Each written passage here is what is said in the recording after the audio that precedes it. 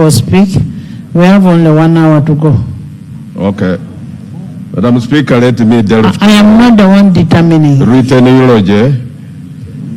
The country mourns a spirited patriot, an incredible politician, an activist, a father, and a selfless leader who dedicated all his life prioritizing the interests of the people.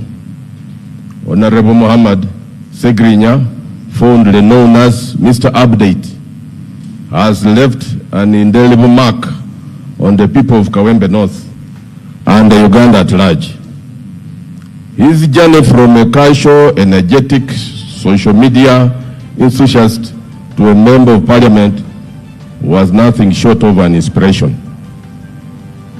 In the year 2021 elections, the Honorable Ssegirinya contested for the Kawempe North parliamentary seat and won it, defeating seasoned politicians. During the first 3 months of his tenure, he has taunted many by achieving remarkable milestones, including the construction of a hospital for the underprivileged in his constituency. He also launched the Sec Box campaign, a savings initiative targeting low-income earners.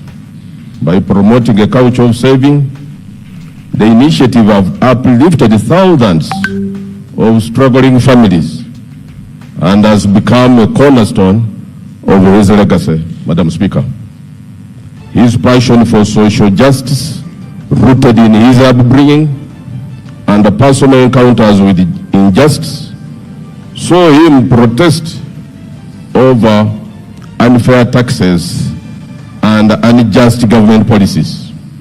For instance, in the year 2015, while still a councillor for Chewando at Kampala Capital City Authority, the Honorable Ssegirinya was arrested at Parliamentary Avenue, just very close to this building, for protesting over digital migration by carrying a television set on his head to the office of the then State Minister of ICT, the Honorable Nyombi Temple. His major concern was the government's interference with the right to access information on the TVs free of charge.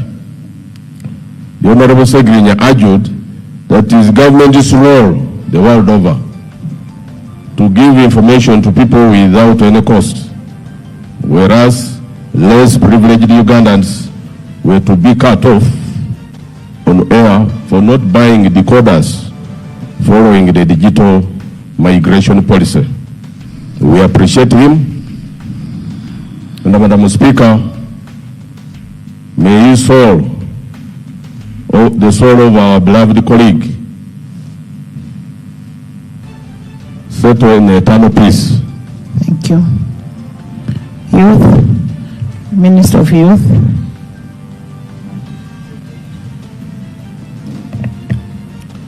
Thank you very much, Right Honourable Speaker. It is sad we lost a friend. Honourable Ssegirinya was my friend, and I will remember him for his tireless advocacy for the right of the marginalized community, especially his people in Chewando. His fearless and outspoken criticism of social injustice and human rights abuses. I also remember him for his passionate representation of the people of Chewando and Kawempe in Parliament, his commitment to fighting for the welfare and well-being of his constituents, his unwavering dedication to principles of justice, equality, and freedom, his role as a vocal and influential leader in the National Unity Platform, NUP Party, his ability to inspire and mobilize young people from Chewando to take action and also demand for change, which he never achieved. His courage in face of refusal to be silenced or intimidated as government and on behalf of government, and as someone who believes and supports everyone's equality.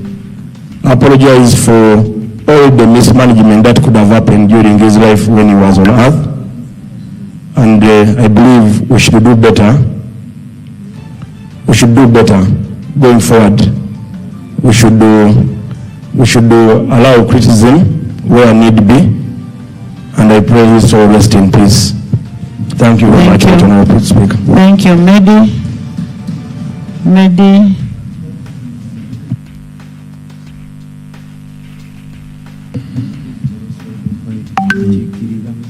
Okay.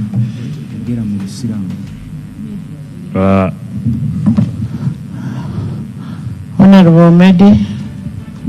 A'udhu billahi minash shaitanir rajim. Bismillahir rahmanir rahim. In the name of Allah, most gracious, most merciful. Praise be to Allah, the Lord of the world, most gracious, most merciful. It is He, the Almighty Allah, who has been explicit in Surah Al-Mulk, the surah that glorifies His might. And it says, and I will translate, تبارك الذي بيده الملك وهو على كل شيء قدير الذي هلك الموت والحياة ليبلوكم أيكم أحسن عملا وهو العزيز الغفور. That blessed be to the one Almighty Allah, in whose hands rests all the authority, and He who is most capable. And that it's He, Allah, who has created life and death, that all humanity shall endure, and He says shall endure, in order to serve as a test to all of us. In many different surahs or chapters of the Quran, Allah has been explicit as He spoke about the journey that we are all going to take. And He says clearly, death is inevitable to all that are there. It's not a law, because laws we can sit here and amend anytime. But death is a must that no human being shall evade. And Allah says that we shall test you with fear, hunger, loss of wealth, and loss of life. Therefore, death is a test, for which test shall only be passed by those who leave behind in perseverance and those that retain patience and do good things. Every passing on of a comrade or of an individual is a testimony to those that stay behind, that what shall be spoken about you. Honorable Ssegirinya, today on the topic, Ya Muhammad Rabban. When I knew you as a young man, you are called Richard, and you stepped forward and told us that I've seen the light and I would like to join Islam. And he gave the Shahada and he said, indeed, I believe there is one God, that is Allah, and I bear witness that Prophet Muhammad is His messenger. And he was welcomed with pure hands. This pure soul lying here today did not turn back, but he did one noble thing. He did not break his umbilical cord from his relatives. Because keeping blood relations, even when you change religion, is a sign of worship in Islam. And even when you convert and you turn your back against the people that fed you, the people that raised you, is a sin in Islam. He did not break that tie with his mother, with his uncles, with his brothers, and neither did he do so with his children. Therefore, he lived by actions, trying to induce others to join the path that he joined, but he did not coerce them to see the light. In all he said, as I saw him as a young man, he was a radio caller. You know, these callback people on the radio. And he used to say, Honorable, one time I would like to be a member of parliament. And I told him, Honorable Ssegirinya, it takes steps. He said, I'll jump all those steps. So he tried first in 2011. I told him, you will not go through, and he'll bear witness when he stood against Honorable Latif Sebagar. Then he came back and he asked me what happened. I told him, you're fit to be a councillor.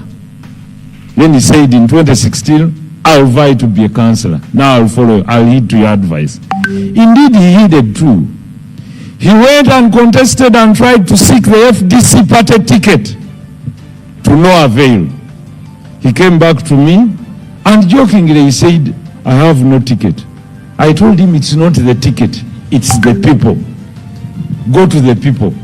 By then he wanted to get the symbol of the clock. He went there, it was not available.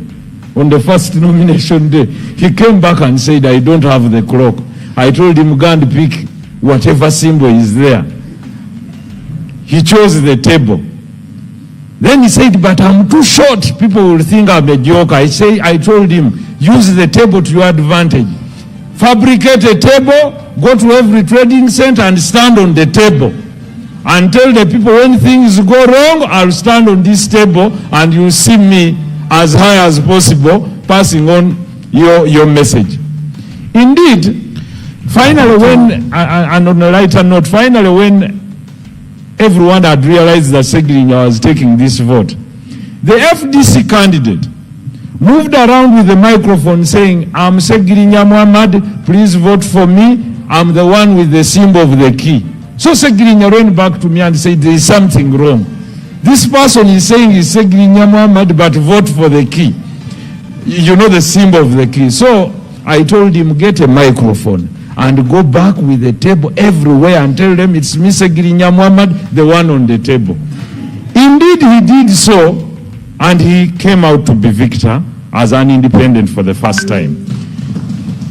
Having arrived at KCC, one of the lightweight stories, he contested to be speaker of KCC. He contested with the Honorable Kawalia here. And Ssegirinya Muhammad got one vote, which was his vote. Then he said, this world is really very fun. Even the people that nominated me did not vote for me. But he said, it doesn't matter. History will record that a courageous gentleman called Ssegirinya once stood to be Speaker of KCCA and had 2 nominees, but only got 1 vote, which was he was sure was his own vote. So history must register now that there was a courageous man who took a step and never thought failure was the end of life. Failing at times is one style of training us to be better. Finally, I would like to thank his party for having come out boldly to grant him the ticket to run on, as MP Kawempe North. He fairly deserved it. He went through a lot that we all knew, but let me talk about this, Right Honorable Speaker.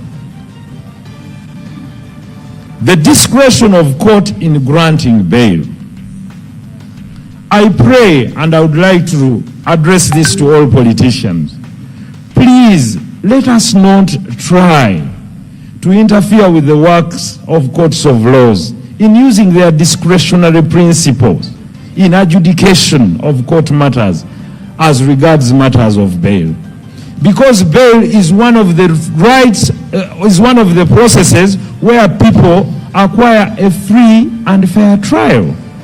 And having this temporary freedom probably would have helped this gentleman go and try to seek medical attention. He would not have gotten lost. But finally, we have him here. And it's us to talk about it here and then and then and that. I think we can do better. I know there are those that do crime, and courts will pass judgment on that person that should not be in society, and that person that should be let to be out and, carry on their court matters while having access to doing their work or being out, having temporary freedom. Therefore, finally, Right Honorable Speaker, from Allah we came, and from Allah we shall all return. Thank you. May Allah receive your soul and forgive you for whatsoever you did wrong, Honorable Ssegirinya, and grant you Jannat Firdaus. May peace be upon all of you. Thank you, Alan. Honorable Alan.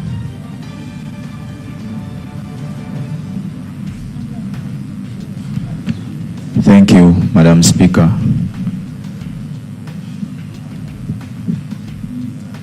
I thank Parliament for according that gentleman right there this tribute. I stand here in seconding the motion on the floor of Parliament to pay tribute to Honorable Ssegirinya Muhammad.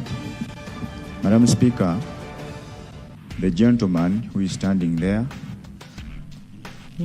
who is lying there, was my friend, at least in his later days of life, because we spent 2 years almost under incarceration. We talked together for all those days.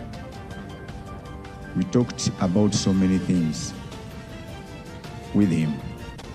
Before the incarceration, I had not spent 20 minutes with Honorable Ssegirinya, apart from this politics of ours of the opposition, of sharing dreams together, of leading this country, and we will talk about it on radios and in rallies, political rallies. But when I sat with him for 2 years, I realized something, that the people had another picture of Honorable Ssegirinya, yet he was another person. The Honorable was seen to be doing things crafted like comedy, but he was very serious in nature in doing his things. He was a very intelligent man who could tell you things and those things could happen. He was a genuine man who had that genuine love for every person. He said that he loves him. He was an ardent supporter of change for this nation, not because he disliked those who lead this country in person, but their policies, because he grew up as a poor man in a poor family. He hardly spent 2 or 3 years with his father, because his father died at a younger age and he was a soldier of this government. And that impacted so much on his brain, being fatherless and the father dying under unclear circumstances. He tried so much to come to Kampala through so many means, Madam Speaker, to fight for his dreams. But what disturbed him so much was about our incarceration, that after standing on the tables, after talking so much to see to it that he scores that goal he wanted so much, to be a member of Parliament in this country, there came uncertainties and the fate fell on us. He said, in his own words, that what would I want after being a member of Parliament? I am a poor man from a poor family. I'm going to earn close to 25 million, because for him he thought it was to be 25 million. I can now touch 5 million at once. Now what would I want next? But because I wanted to serve my people so well, there might be envy somewhere that I predict as a person. He was someone who would joke, Madam Speaker, as a person. He would crack jokes and we would laugh for almost 2 years. But again, I also put my voice on those members of Parliament who have mentioned it clear, and the public at large, that the right to a fair hearing entails a right to bail, because everyone is innocent until proven guilty. This man, after only 2 days, he started complaining of his chronic sickness that he had before incarceration. And he wanted to seek for medical attention in Germany because he was coming from Germany for such. And he had been prepared for another day for treatment by a specialist who was coming from India to China, to Germany in some hospital. And that chance wasn't given to him because of denial of bail. Madam Speaker, I thank you for your support to this gentleman, especially during all those times we were under incarceration. But I again cry to this government that today Honorable Ssegirinya is lying there. Everyone knows that the government cannot go away from this because the Honorable, if he had got that medical attention earlier, even government wouldn't have spent 900 million. It will be him to facilitate his own medication and he would be alive today.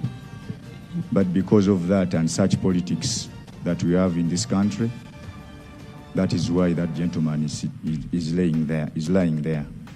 If you look at his children, they are too young to lose a father who was very courageous, who has gone through hell to have something on table for his children and the mother.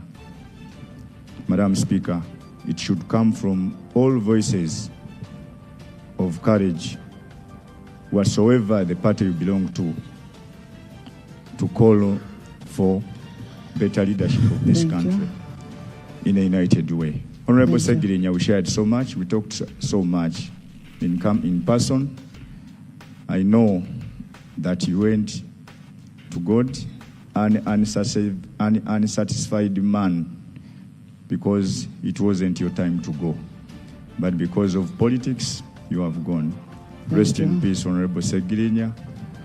Fight harder, Honorable. Thank you. Hedy.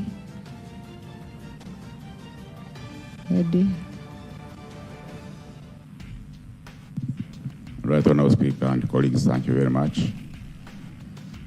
Colleagues, what we forget is that in every situation and in humanity that ever happens, that you must learn a lesson, and that lesson must help you to live better. If we know that we should fear God, we should know what God wants, which is not easy. That's why we should always respect one another. Secondly, the second thing is that life. People will start about life. Everybody has his own line. So, as long as we know that there is God, and there is life, and there is also life after death, I believe that Honorable Ssegirinya, who is lying there, feared God, and as members of parliament and as government, we should know that what we are doing, does it please God? If we do things that don't please God, then we may not have space where we say that we shall be there and life will be better. Thank you. I thank you very much. May you always in peace. Thank you very much, Right Honorable Speaker. I stand here to support the motion to pay tribute to a colleague who has passed on. And I want to thank you, Right Honorable Speaker, for being our leader, because you have been there for the members of Parliament, both in hard and good times.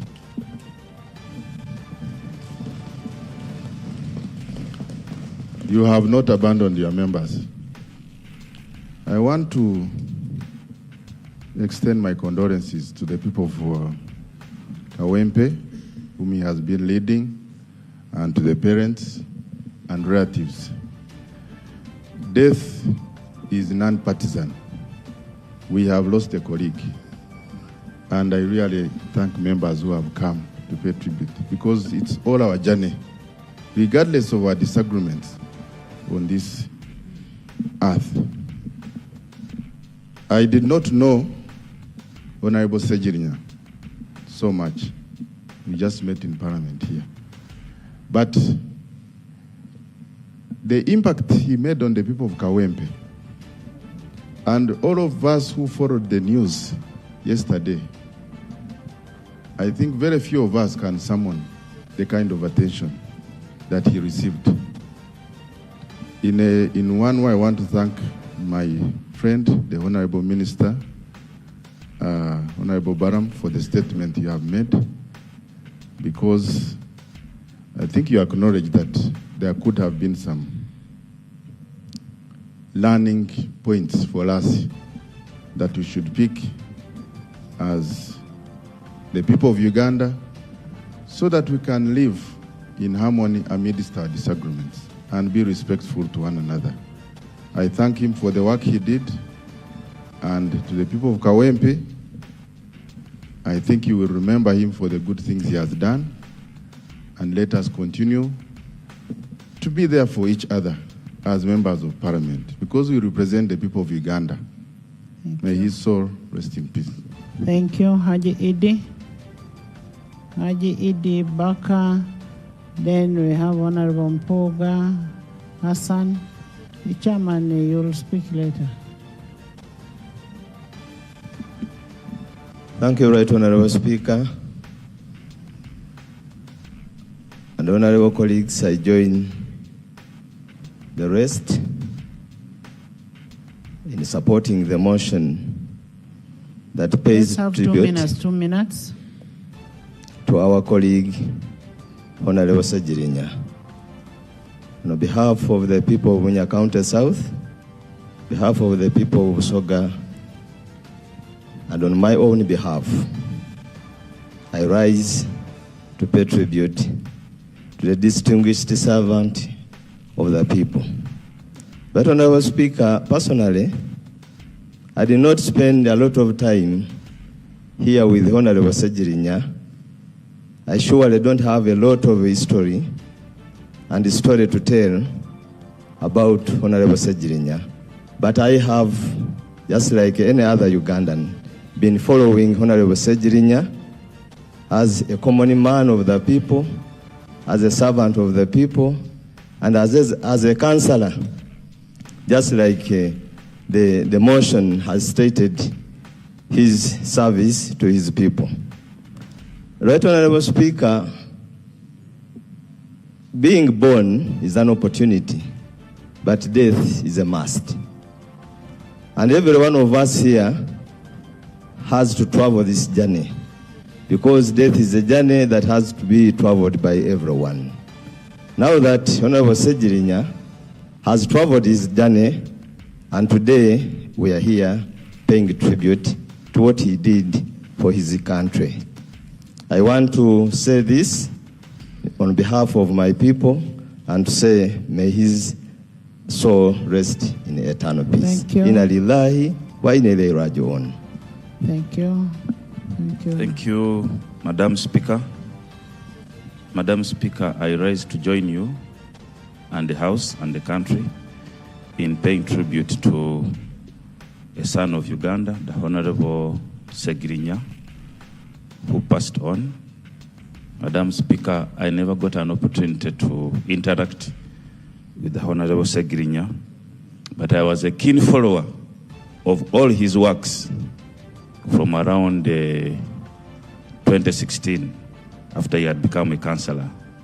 I particularly remember all the instances whenever the Dr. Kizza Besigye would appear anywhere in the country, Honorable Ssegirinya would be right behind on any function, and that captured my attention, not because I'm a supporter of Besigye, but I wondered, a young man who was passionate about supporting his party, to the extent that whether the function was in Uganda or outside Uganda, Ssegirinya would be there. We miss a young man who was very vibrant, full of dreams. He had a passion for his people, a love for his people that is unmatched, and the people of Kawempe have lost an icon. It is so sad that he has passed on very young. He had big dreams, But I want to thank the Honorable Katuntu for putting it very correctly and rightly, that in this country, if you dream, you can reach your dream. And that was the Honorable Ssegirinya, who dreamed big, and he reached Parliament as he dreamed. It is so sad that we have lost him. Finally, Madam Speaker, I want to thank you for your dedication to this House and to your members. We are so grateful that we have you, and we thank you for affording an opportunity. Switch on.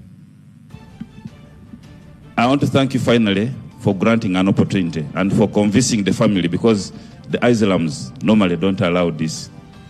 But you convinced, I think, the family to allow that the country pays this tribute to the Honorable Ssegirinya. We are so grateful that he has been brought here and he has been granted a tribute that he deserves. Thank you so much. May his soul rest in peace. One thing is, Honorable Ssegirinya was a very, very good fan of women. So can I first hear from Whopper, then I come over. Whopper. Thank you very much, Right Honorable Speaker. My condolences to the family, the people of Kawempe, this Parliament, the people of Masaka, and Uganda as a whole. Right Honorable Speaker, Honorable Ssegirinya spent a very short time in this House. And yesterday, when I was watching NTV, it was more of a documentary, watching his works and the short time that he was actually in this House. I kept wondering, supposing Ssegirinya had not been in prison, what kind of person would he have been? What more would we have seen? What could he have done beyond what we have watched in just this short time? And it saddened me that the people who elected him did not actually see much of what he would have done for them. I actually want to applaud him and thank him for his dedication and support to the women. In putting up that health facility at Kawempe, he actually also ensured that every mother that gave birth at this facility went home with a box, a Segi box, a savings box with, I believe, some startup capital. That was support to a woman. I also want to thank him. Honorable members, clap for Segi on that. Who of you have done that? Even in putting up that, Right Honorable Speaker, he encouraged mothers to deliver at the health facility. And this was actually free of charge. That is actually maternal health. That is support to a mother. I also watched him on several occasions. Can I just conclude? Taking food to the vulnerable, and most of them were actually women. So I want to applaud him and thank him for that. And I want really to tell this Parliament, we make laws. Can these laws be respected? Can these laws be implemented? Why should we see people being tortured?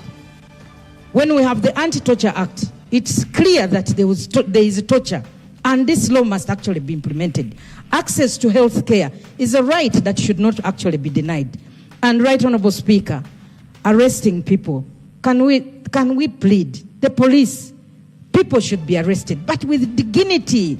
It hurts me to see people being thrown under those chairs, Madam Speaker, in pickups, under the chairs, irrespective of who you were. Today, as Philip Bongole Rutaya said, it is me. Tomorrow it is someone else. Let us stand up and defend the Constitution, but also point out some of these wrong things that are being done. The people who are torturing are not government, Right Honorable Speaker. These are individuals who must actually be held accountable. So with those few remarks, Right Honorable Speaker, rest in peace. Honorable members, all of us belong to government. So if you generalize that it is government, then it is you and me and everybody. These are individuals. You get it, eh? I want Honorable Mpuga, Honorable Hassan. There's somebody I want who was very close to say, Honorable Nsanja. Where is Honorable Nsanja? Yes. don't worry. You're all going to speak. So, honorable members, if I was not sharing, maybe I would be the best person to give an account of update. Much obliged, right, Honorable Speaker. Right, Honorable Speaker, I would like to join Honorable members, listen. And the House in paying tribute to our departed brother and comrade, the Honorable Ssegirinya. Right, Honorable Speaker, I would like to extend my sympathies and from those of the people of Masaka to the family, the children, and the mother in a special way, because she had this special attachment to his son that I witnessed and touched over time. I thought, right, Honorable Speaker, I would say much here, but then on reflection, I thought not necessary anyway. I'm going to just make a few remarks in recognition of the legacy of this gentleman lying before us. We do not choose the time we bow out. It's not in our space. And I have been scanning through the commentary relating to his demise. And you could tell that there's not a single phrase or statement or word that would afford him a befitting epitaph. Probably his life has been a cocktail. It was a short life. We could not master exactly where his journey would end. But like I said, we don't choose when we bow out. He never chose this. I followed closely on behalf of Parliament.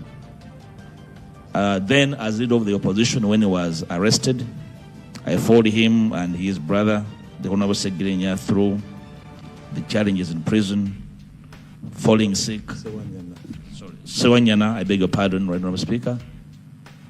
And the troubles went through to secure clearance of the medical board for his treatment, away from treatment in prison and from within the country.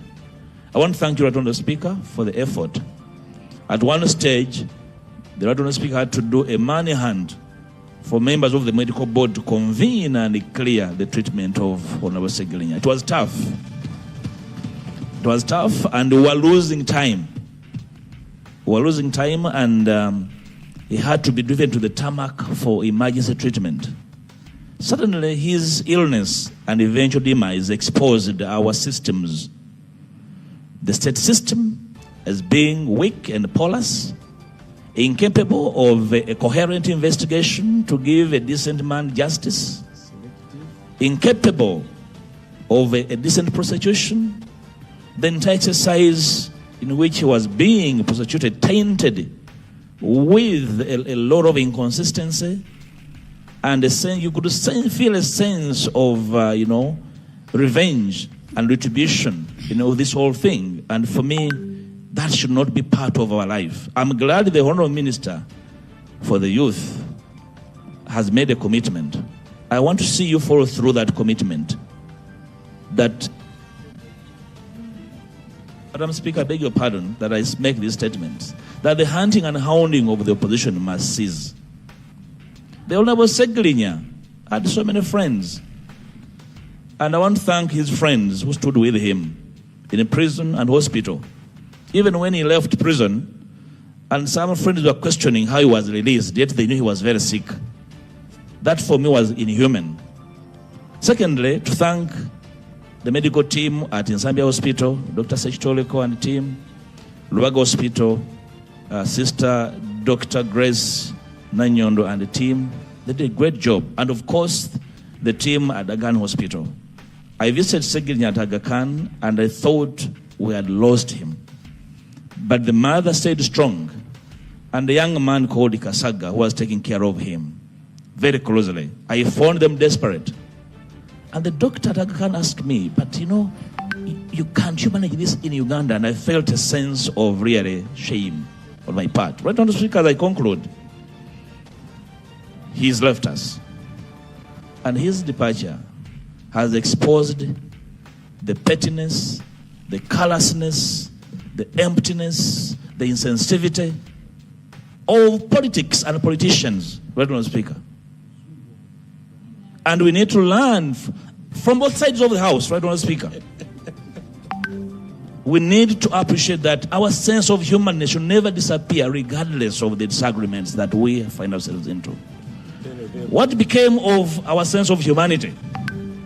What became of our Africanness? That with the suffering and the sick should never be exploited, should never be used for politicking, should never be used for, to milk politics and political space. Right, Honourable Speaker. Right, Honourable Speaker, while this man was suffering, I'm concluding, we're jostling for his position in Kawempe. What happened to us as politicians? As was ill in hospital. And I made sure all those who are supposed to know get to know. They never visited. They were plotting for his position in Kawempe. This is very callous of politicians. It must stop. We don't choose when we go. Our sense of sensitivity should never get away because one of us is suffering. We must feel for each other. And this I'm saying to both sides of the House. Right, Honourable Speaker. To the Honourable Ssegirinya, you fought your battle. You did your bit humbly, with the humility, with the little, in terms of exposition, in terms of capacity. We shall escort you not as a villain, but as a victor in these very small spaces in which you struggle to make a difference. Sleep well, my brother. Thank you, Honourable Hassan. Thank you. Thank you, Right Honourable Speaker. You'll all speak so long as you keep time. For this chance to eulogize 2 minutes for the loss of our gallant fighter, the Honourable Ssegirinya Mohammed. It's a big loss for Ugandans, for the family, and particularly to our party, the National Unity Platform. I condole with our party president, and we really appreciate his efforts in guiding sporting talent of this nature. It's a sad day in our politics, in our party. The government has spoken massively with their absence here. They never liked Ssegirinya when he was alive. And it was going to be surprising if they loved him in his death. Thank you, government, for being honest. Ssegirinya passed away fighting for a cause. And that cause is still here for us who are still surviving.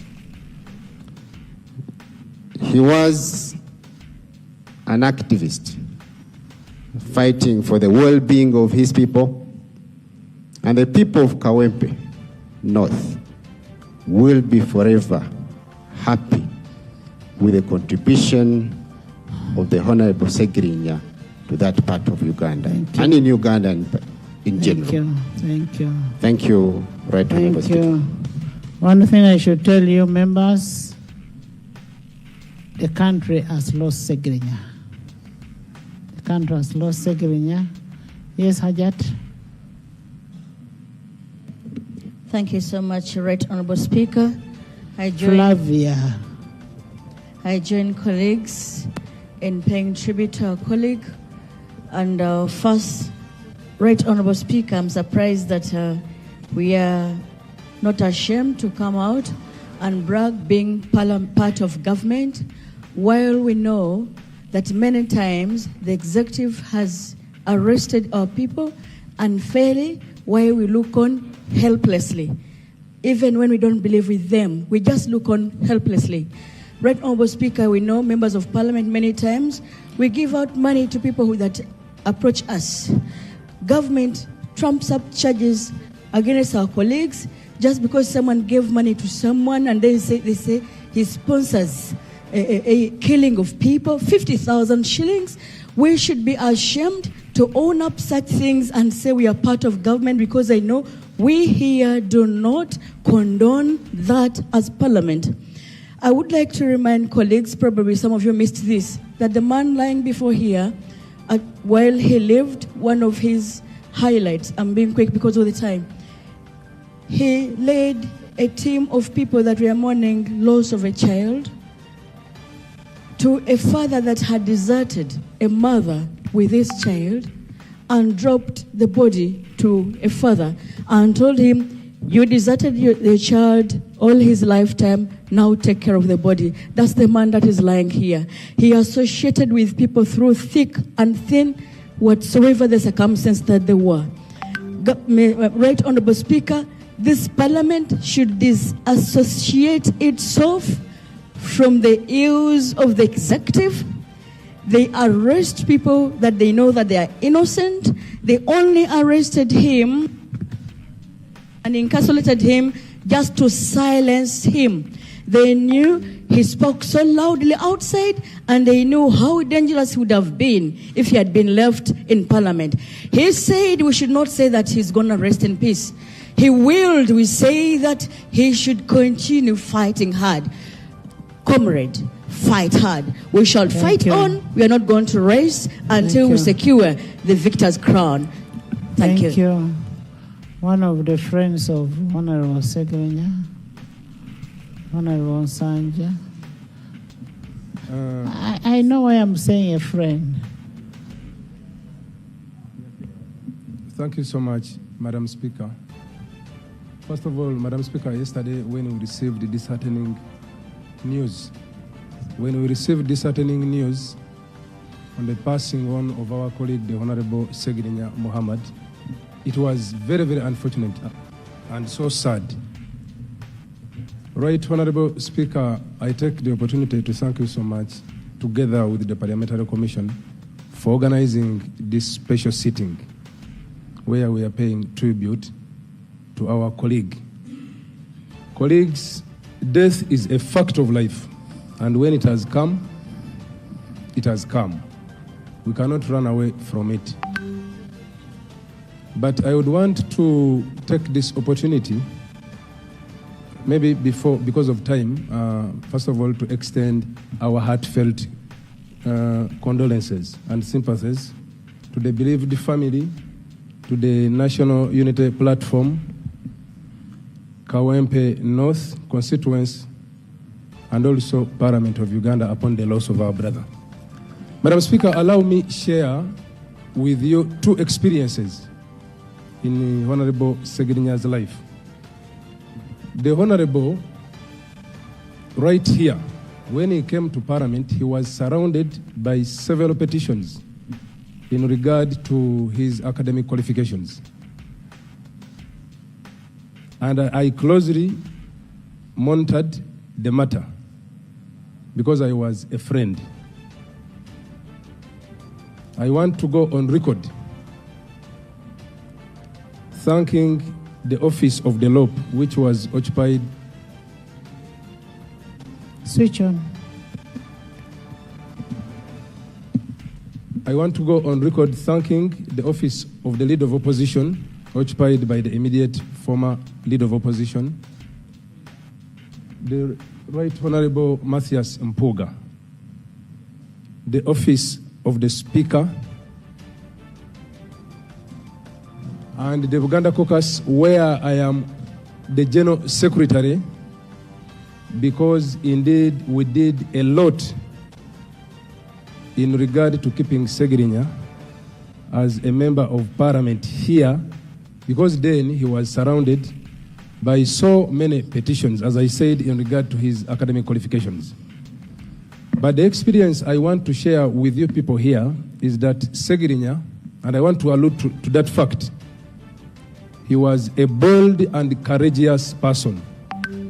When he was taken to court in regard to academic qualifications, I, for one, even when the matter related to academic qualification, I did not touch his academic documents. He kept giving excuses until a technicality came up. You remember he was served in Kitaria prisons.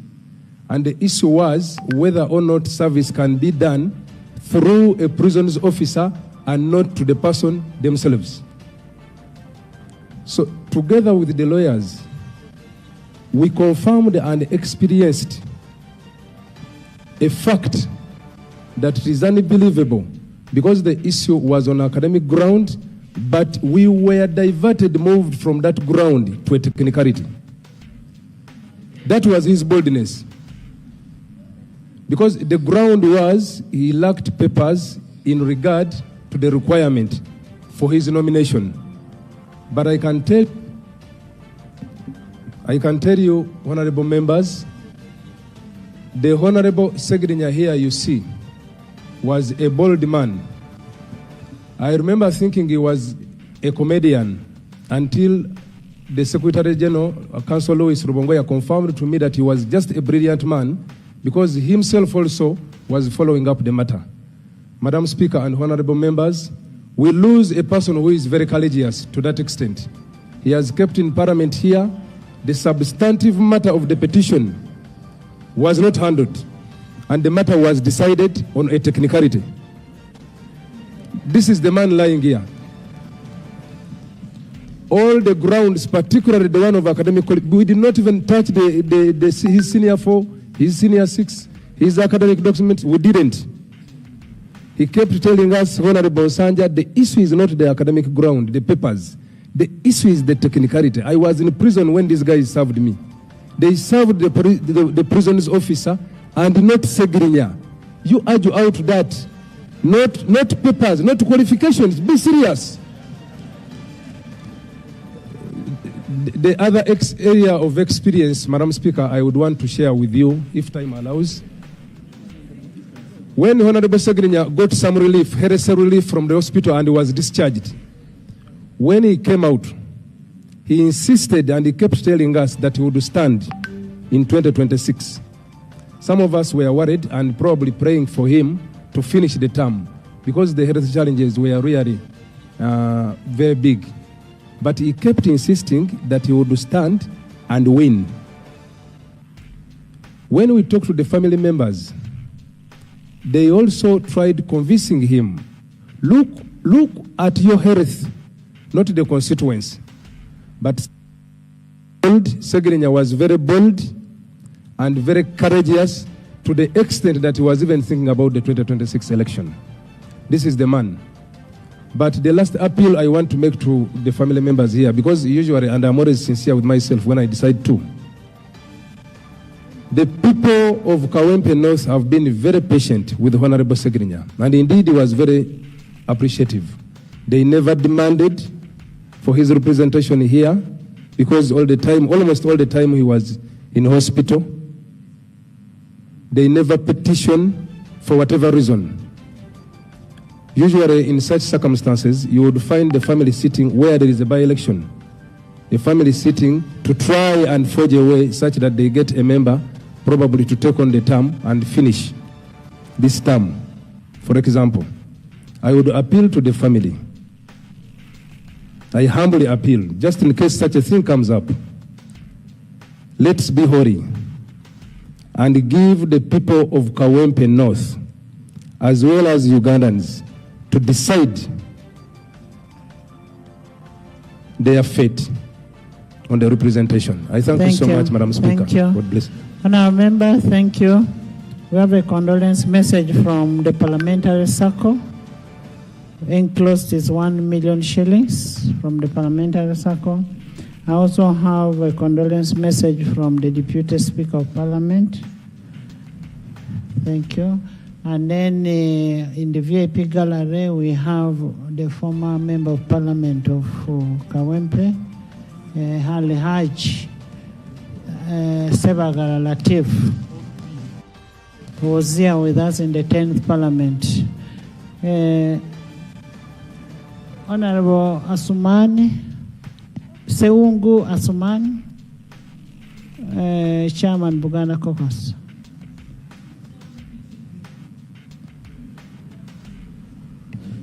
Thank you, Madam Speaker. Madam Speaker, I'm also in support of the motion. And the time I've been here, at one time, Madam Speaker, a former Attorney General was brought to Parliament. Honourable members, listen to Honourable Seungu. Was brought to Parliament to pay tribute, but his body could not access the chambers. I want to thank you very much for that courage you've put in to have Ssegirinya brought here. Motions of this nature, Madam Speaker, always when the leader of government business is moving a motion, normally he gives the cause of death.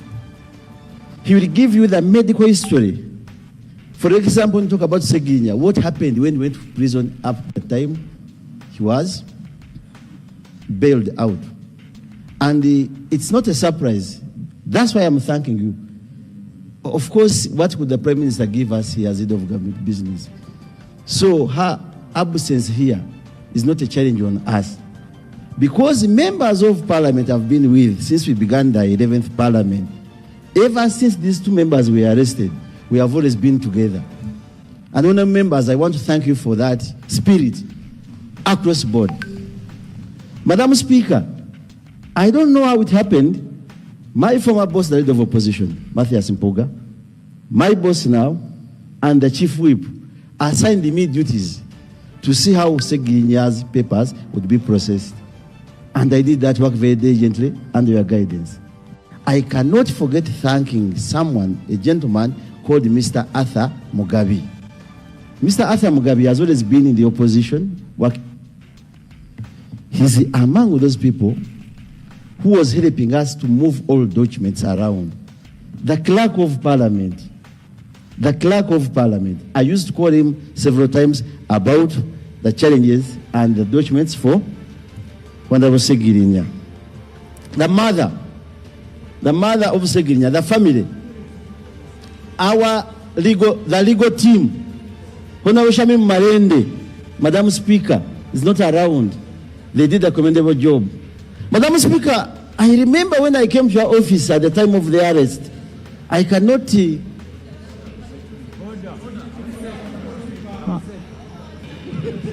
Madam Speaker, order.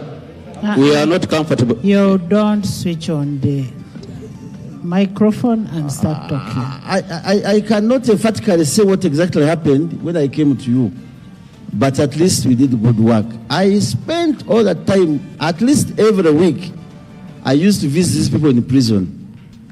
It was very painful. Ssegirinya was a friend. And the Honorable Serko Muhammad, I don't know where he is the one who made us learn Ssegirinya in the 9th Parliament.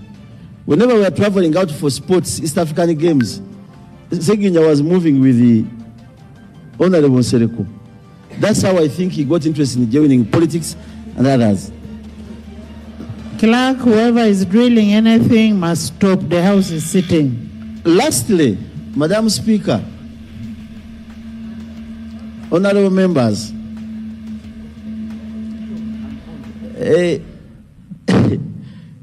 I want to thank the ministers who have endeavored to be here. Thank you so much. That's courageous, because this kind of cuts across. May he so rest in peace. I can't go beyond that. Thank you. Haji.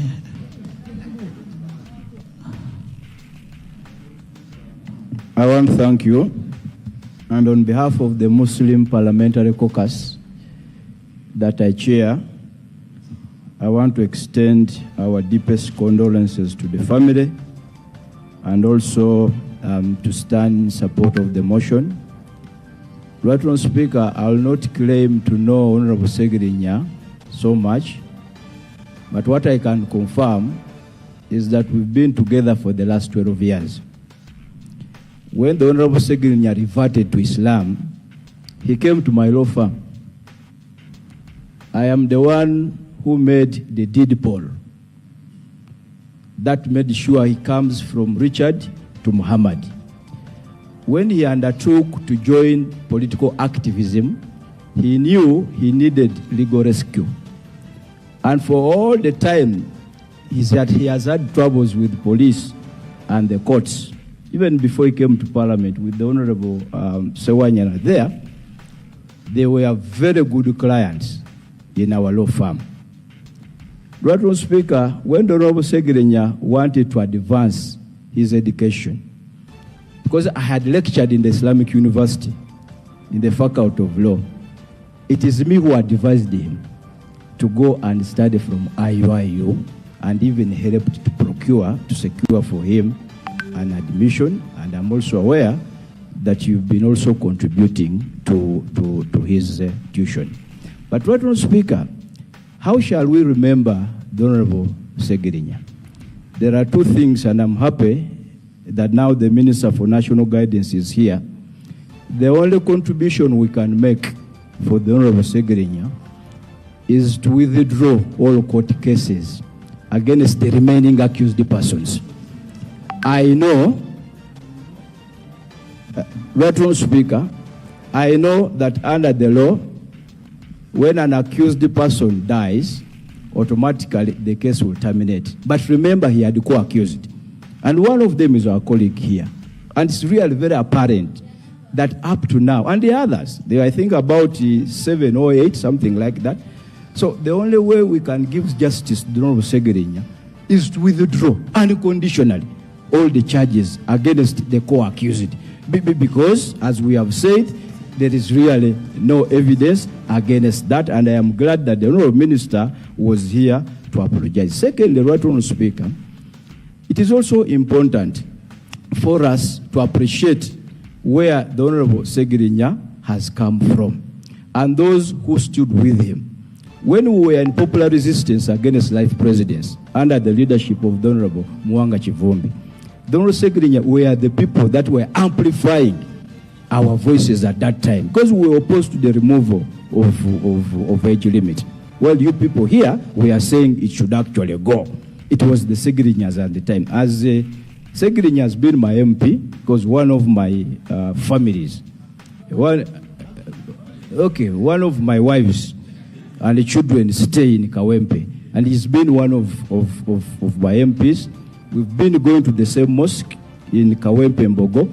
So as a constituent, we've lost a very meaningful, a very contributive member of Parliament. And Right Honourable Speaker, we want to thank you for the support that you've given. I am aware of the dynamics that led to bringing this person, Honourable Ssegirinya, here, and we have had to compromise some of the Islamic principles, but I know you stood with the family, and we are really very grateful. And as we usually say, people, Speaker, inna lillahi wa inna ilayhi raji'un, from Allah we came and to him we return. But there is a history, Right Honourable Speaker. And that history, briefly, Allah says, وَبَشِّرُ صَابِرِينَ الَّذِينَ إِذَا صَابَتْهُمْ مُصِيبَةٌ قَالُوا إِنَّا لِلَّهِ وَإِنَّا إِلَيْهِ رَاجِعُونَ.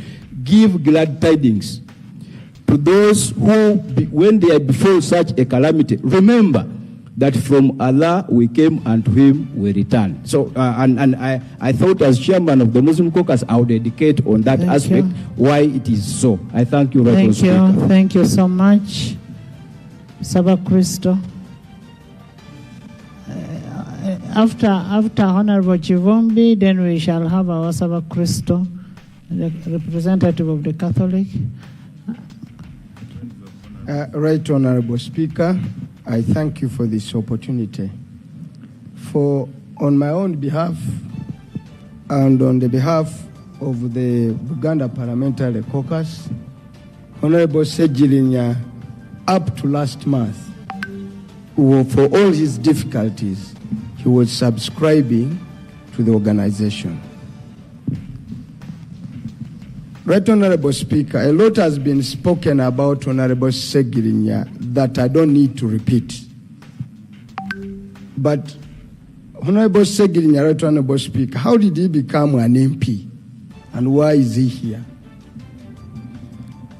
We had just started a young party, barely 5 months, and the party was faced with a difficult choice in Kawempe North.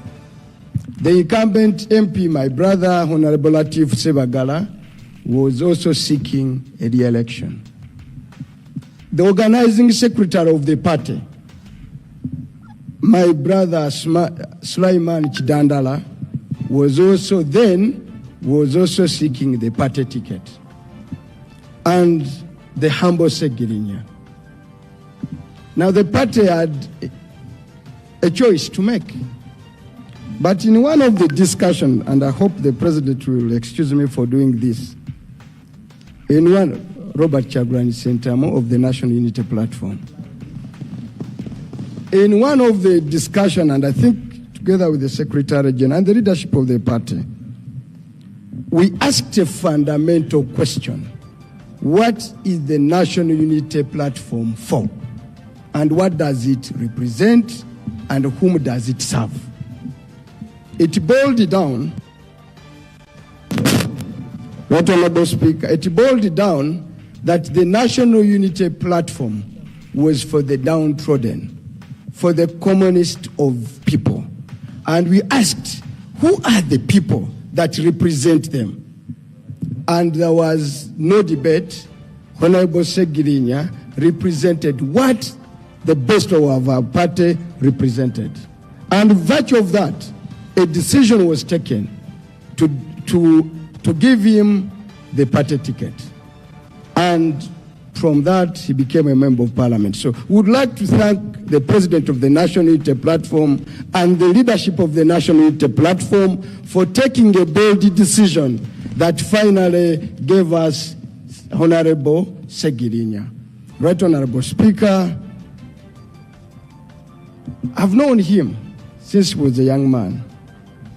We trained quite a number of young people. And I think I was asking Asmani Basalirwa whether he attended our training every Saturday, by then at the Democratic Party. So many MPs had gone through that. And that's why the National Unity Platform also is having a school to train young people.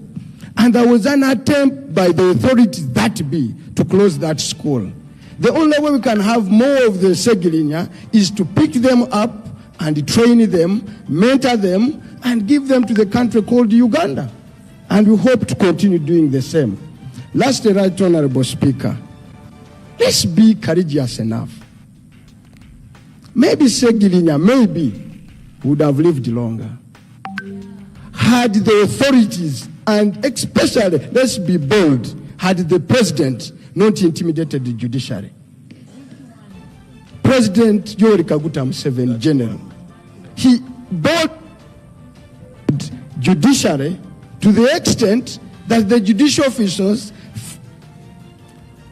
feared to give bail to Ssegirinya and his likes. Let us speak true to Mr. Museveni.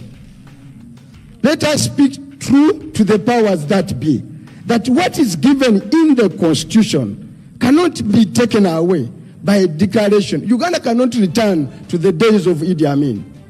The attempts now to take away bond, bail, for whatever nature, courtesy of the pronouncements of the President, Yoweri Kaguta Museveni, and we must say enough is enough. Honorable Ssegirinya, rest in eternal peace. Thank you. I want to where Ssegirinya came from before he came to know. Council Yusuf. Council Yusuf. Yeah, I'll come to Saba Christo. Council Yusuf. I am going to give you people to speak. Thank you very much. Right when I tell you I know Ssegirinya more than some of you. Yes. Right Honorable Speaker, thank you very much for this opportunity. Honorable members, I also condole the family on behalf of the FDC party, where I'm the whip, and where we believe that actually we nurtured and mentored Ssegirinya. Right Honorable Speaker, as rightly pointed out, we can claim Ssegirinya as opposition. At FDC, Ssegirinya, I can actually family say, passed through our hands. He was part of the young activists who are trained to have a change for the better for this country. And most times you would actually see Ssegirinya behind all pictures where Dr. Besigye was leading that crusade. I can say as Deputy President then, and also the head of the youth, as their patron, Ssegirinya was always very humble and obedient to all instructions of change. Without any pay, he was actually volunteering. And with young men like Walidi, these are people you could just call on and say, please do this, go do this, don't do this. And they were really obedient. So for the country and those seeking for change, it is a very big loss. However, Ssegirinya has not died in vain. All his shortcomings, especially academic, notwithstanding, he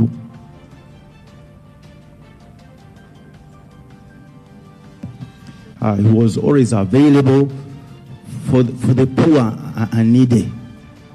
In fact, when he converted to Islam, I can firmly say to my boss, Honorable Asman, he consulted me and one Haji called Matov in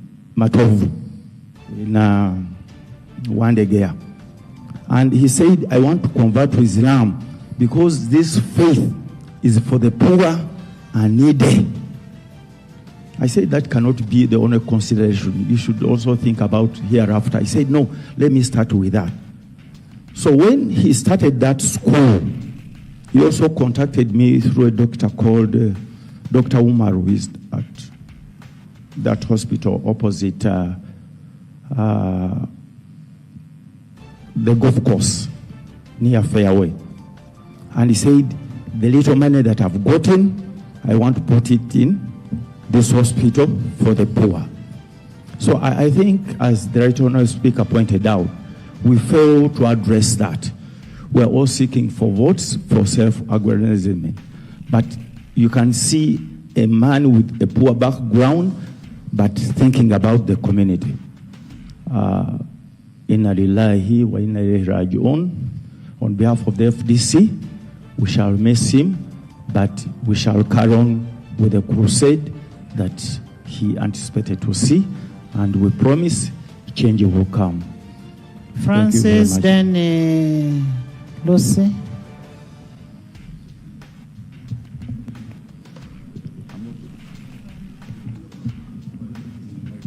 Thank you, Right Honourable Speaker. Right Honourable Speaker, the man lying before us here, the late now Honourable Ssegirinya, it is indeed very painful to the country at large that we've lost such a darling of the people. Honourable Ssegirinya has been a very close friend, very close to me, because there are very many things we have in common. He's an activist, he has been one, and I have been one as well. And I am still one. And you're still one. Right Honourable Speaker, it's been unfortunate this morning that still government was unable to stand with Ssegirinya. Because we all believe and know during his political life, especially MPship, it has been persecution from still this government. But I need to beseech the government and still call upon the government that there is still time. You can stand with Honourable Ssegirinya in just two ways. First and foremost, to drop the charges, but most importantly, to bail out all the political prisoners in prisons in Uganda. I've always been, for the 2 years Honorable Ssegirinya and Honorable Ssewanyana spent in prison, I put down all my nice suits, just like one I put on today, and decided to wear free all political prisoners, written on all my clothes. For those 2 years, I call upon government to free all political prisoners, but most importantly, to bail them out as they are being tried for us what we call the persecution. That is very simple. But most importantly, General Museveni can still do something very, very, very great to the people of Uganda. For this reason, because Ugandans believe Honorable Ssegirinya died because of Mr. Museveni intimidating the judiciary not to bail out Honorable Ssegirinya. Everyone believes that. So let General Museveni at least this time give Ugandans the most important gift and not stand in 2026. I thank you. Thank you so much. Honorable members, as we pay our tribute, one thing that we must not forget, that Honorable, just like even the Lord had said, Honorable Ssegirinya had his long illness. Let's not forget that. Maybe there was a lapse somewhere, but he had his long illness. Lucy, then Honorable Kawalia, then I come this side also. Thank you. You're going to speak. Thank you, Madam Speaker, for giving me this opportunity to pay tribute to a colleague. My deepest condolence to the family. Madam Speaker, I am going to speak on basically two issues. One, what do I learn from this friend of ours?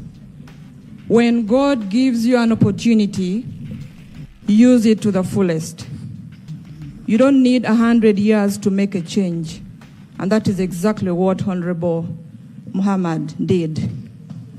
Two, I want to repeat the words of the Archbishop Emeritus, John Baptist Odama. On the 14th of December this last year, 2024, when he was celebrating his 50th priestly anniversary in Gulu Cathedral, these were his appeal to the government of Uganda, that please, in the interest of peace in this country, release political prisoners who have been in prison, who have been in remand without proper trial. These were his words. If you go back, you can watch this video. This was an appeal from the man of peace himself. And on that day, he launched a very important book entitled, Stop Fighting, Start Talking. How I wish as a country we would talk more and stop fighting. We would have less death. I know my brother had his I know my brother had an illness, but if he was helped properly, maybe in time he would not be where he is. Personally, I visited Chitalia. I visited some of the political prisoners. I am telling you, if you're not strong-hearted, you will not stay there for long. None of us wants to be there. And I don't pray that any of us ends up there. And what you do for yourself, actually, we should practice what we call self-love. If you don't want it to be done to you, don't do it to somebody else. Thank you. As a Catholic, I am proud of my brother. Yes, he converted to Islam. But, Madam Speaker, I am reliably informed. But the whole family is Catholic. Yes, that's what I was coming to. He accepted that the rest of the family can maintain. And that is, for me, the spirit of ecumenism and harmony in the family. Thank you so much. May God bless you. And as a Catholic, I think Archangel Michael has just recruited an army man. Thank you so much. Thank you. Thank you so much. In the VIP gallery, we have Honorable Akol Rose Okulo, the member of the East African Legislative Assembly, and she's also my very good voter. Thank you. Honorable Kawalia. Thank you, Right Honorable Speaker. It is still your people speaking. Why did you sit? I rise to pay tribute to our fallen comrade, whom I got to know in 2007 through activism. We used to share a lot, but again, I also got the opportunity to serve with him at City Hall. When we had just joined in 2016, he was a member of the Standing Committee of Physical Planning, which I was chairing at that time, but it was always fun. We joined KCCA when it had a lot of challenges, most especially when it came to trade order. There's a time when the former executive director of Kampala, then Jennifer Msisi, wanted to send off all the boys who were operating on the streets of Kampala when government had no plan to relocate them. We fought tirelessly with him. For those who remember, that is the period when he committed himself, also turned himself to be a market vendor. He had passion for the common man. No wonder God had to pay him. I want to thank the Almighty God who turned Honorable Ssegirinya from the lowest of the low. We used to share a lot, and we had so many issues in common. One of them is that we had both lost our dear fathers when we were still very young. His commitment to fight for freedom for this country was real. For those who think that Honorable Ssegirinya was a comedian, it is very wrong. He wanted to see a new Uganda. My message goes to government,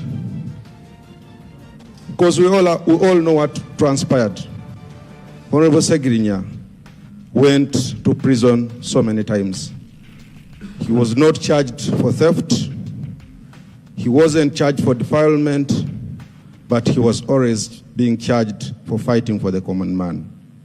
I call upon all leaders in this country, let us try to put our country first, as how Honorable Ssegirinya has always been doing. We are going to miss him, most especially as the people of Kampala. And lastly, Right Honorable Speaker, when we were contesting for KCCA speakership for the first time, I contested with him. But he never had any personal vendetta with me. We stayed friends, and I recall even after the elections, he approached me and told me, okay, you have challenged me, but again, I want to serve on your council. We trusted him with the chairperson of the Public Health Committee, and for those who remember him, he spent almost a month running all places of Kampala, celebrating on how he was being appointed as the chairperson of the Standing Committee of Public Health. We are going to miss you. May your soul rest in eternal peace. Thank you, Madam Speaker.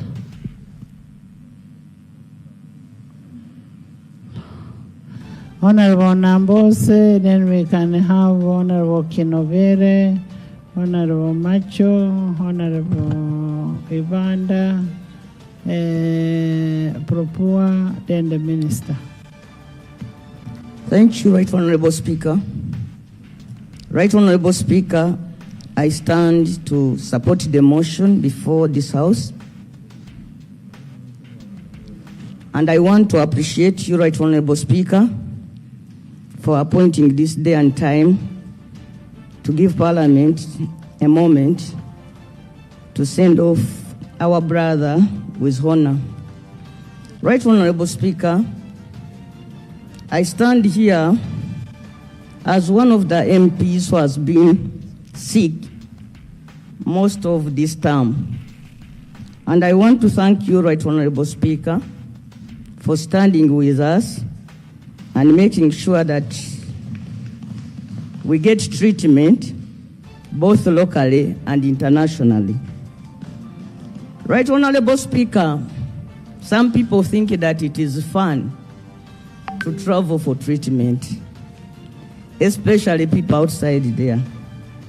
As much as we sympathize with other Ugandans who cannot afford to go for specialized treatment outside the country, I want to tell colleagues that it is quite very difficult and very challenging to be seeking treatment outside one's country. In certain areas, you are greatly limited by the fact that not every other locality where you seek treatment that people understand the English. And it is not easy to leave one's family and go camp in another foreign country. People end up mocking us, demonizing us, including colleagues, Right Honorable Speaker. That's why I want to thank you specifically for standing with us and just one more. Right Honorable Speaker, having said that, I want also to remind this House that we passed money to construct the Lubowa Hospital. We had been told that that work would be completed in 2 years. It is now several years after, and Lubowa Hospital still remains a dream. There are so many other Ugandans who lack specialized treatment, but it is very difficult for one to go through the medical council to get the money, and even just the element of getting an airline that accepts to transport a sick person from Uganda. It is very, very difficult to get that airline to accept to take one when you are sick. Lastly, I want to request colleagues not to join the president in his quest to abolish bond, police bond, and bail. The presumption of innocence should always remain, because, Madam Speaker, it is so sad when you have to battle a disease while at the same time battling for your freedom. A whole medical doctor from the prisons gave Honorable Ssegirinya a recommendation that if this man is not let out of the prison, he will suffer consequences that will be fatal. It is so sad that even at one time these people were released and then kidnapped back to the prison. I think this is one moment where you people in government should stand up and say sorry.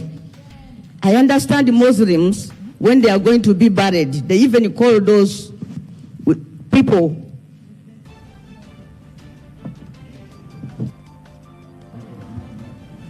Thank you. Honorable Kinovere. Thank you, Right Honorable Speaker. Right Honorable Speaker, on behalf of the people of Chibuku County, on my own behalf, I join my colleagues and the entire country as we pay tribute to our foreign colleague, Honorable Ssegirinya.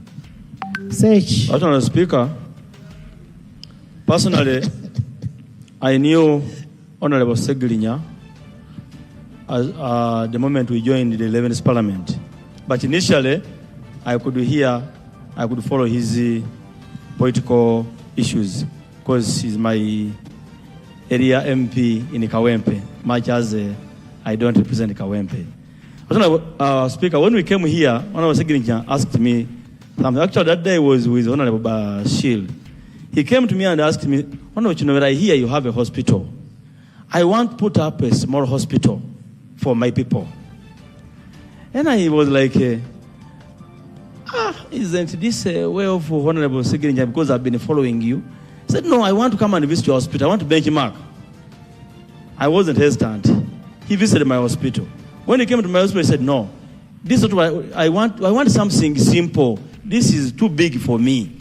But I want something where people can be able to come, get free services. Women can be able to come and get antenatal, because sometimes our government hospitals are congested. I said, no, but you can copy leave, then you adjust accordingly. I want to thank Honorable Ssegirinya. He went ahead, came up with a very simple facility, just in Chebando here. He even asked me, come and visit my facility. Indeed, I went and visited that facility. I visited that facility in Chebando. It was a very simple setup, fully licensed, with qualified health workers.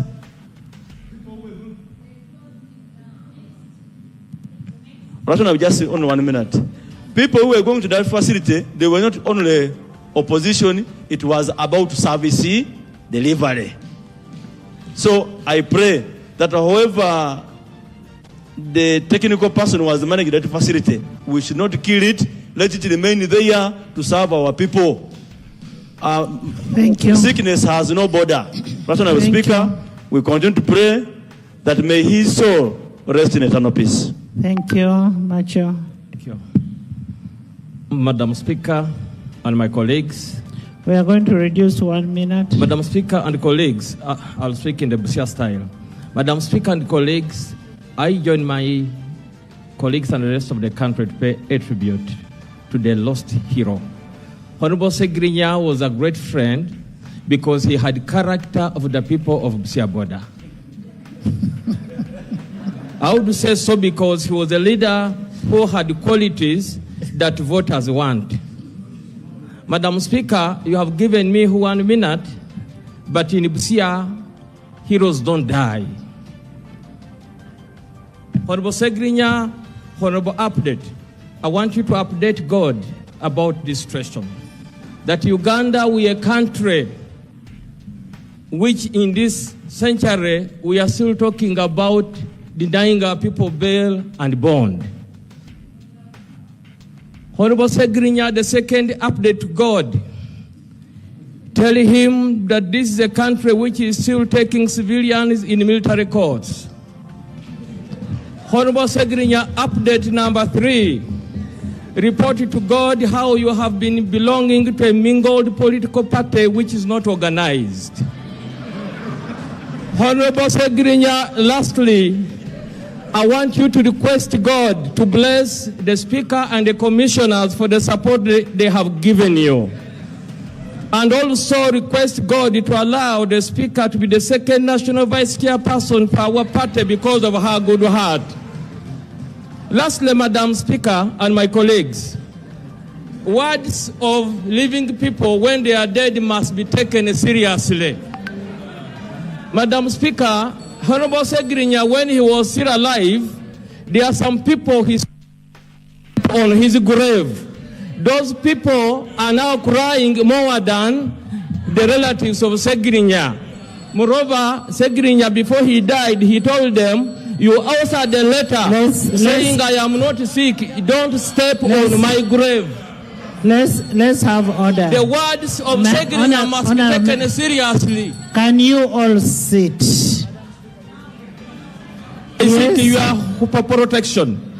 When Honorable Ssegirinya was still sick, there are words he spoke, and I want those words to be respected on his grave.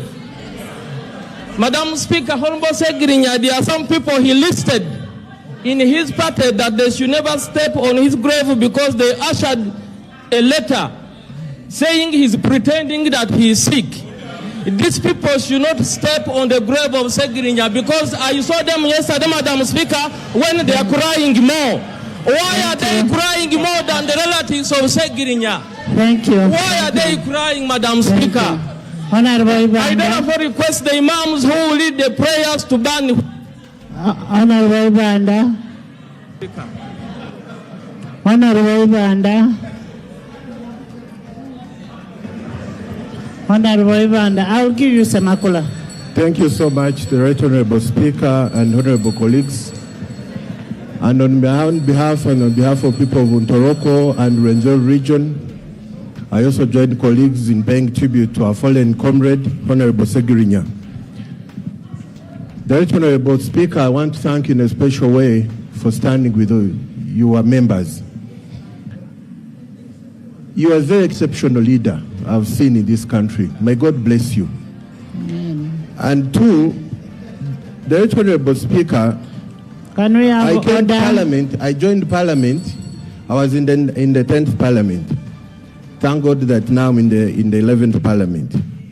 When I met Honorable Ssegirinya, the man is humble, respectful.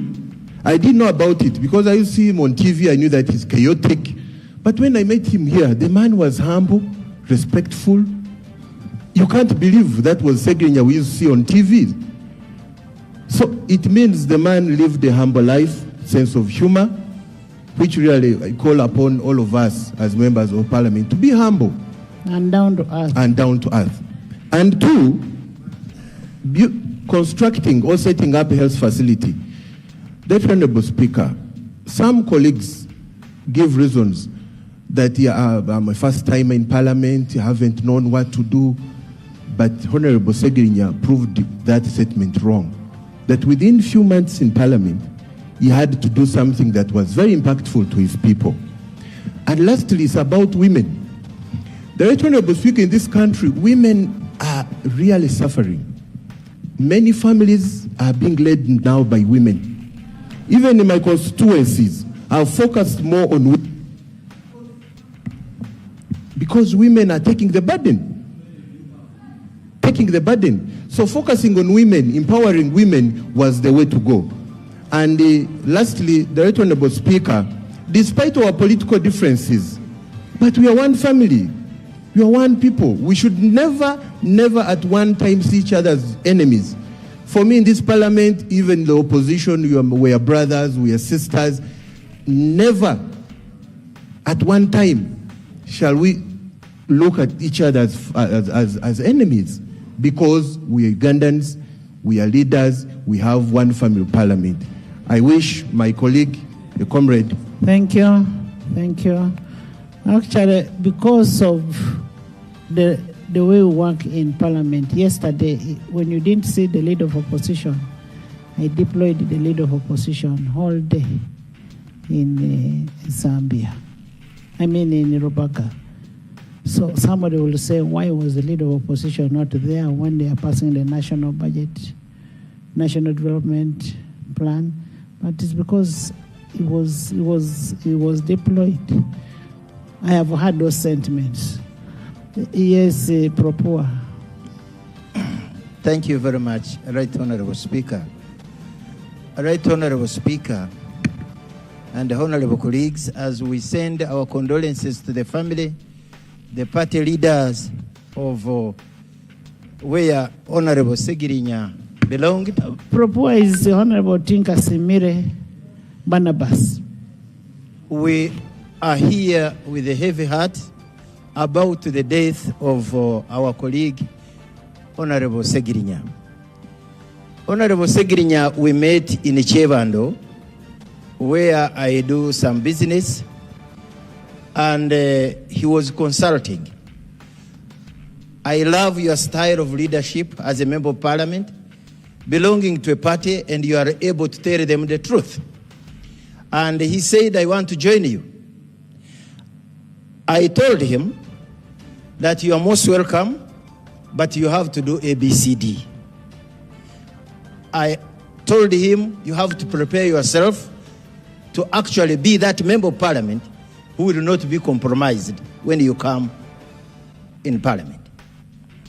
And we agreed that he could start as a councillor at KCCA, get some money to support himself, such that when he is on the floor, when he joins Parliament, he's a bit decent, not rush for this money, you know, the money that I'm talking about, and such that you can survive that blackmail. I am very, very happy that what we discussed from my business place in Chevando is what exactly Honorable Ssegirinya did. He came to Parliament with a vision of looking at the poor people. Allow me to another minute to apologize a leader that we share the vision. He belonged to the opposition, but he shared the vision that I share of looking at the ordinary person. And indeed, he demonstrated it even when he was in opposition.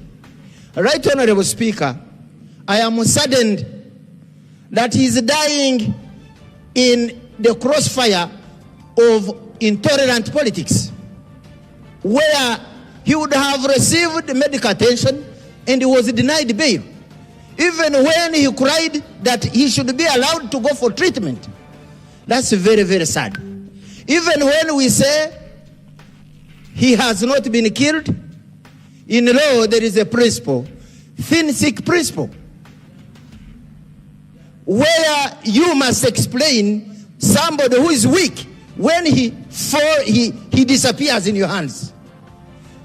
And this is what has happened to Muhammadi, and the community is asking us as a government, could we not have done better?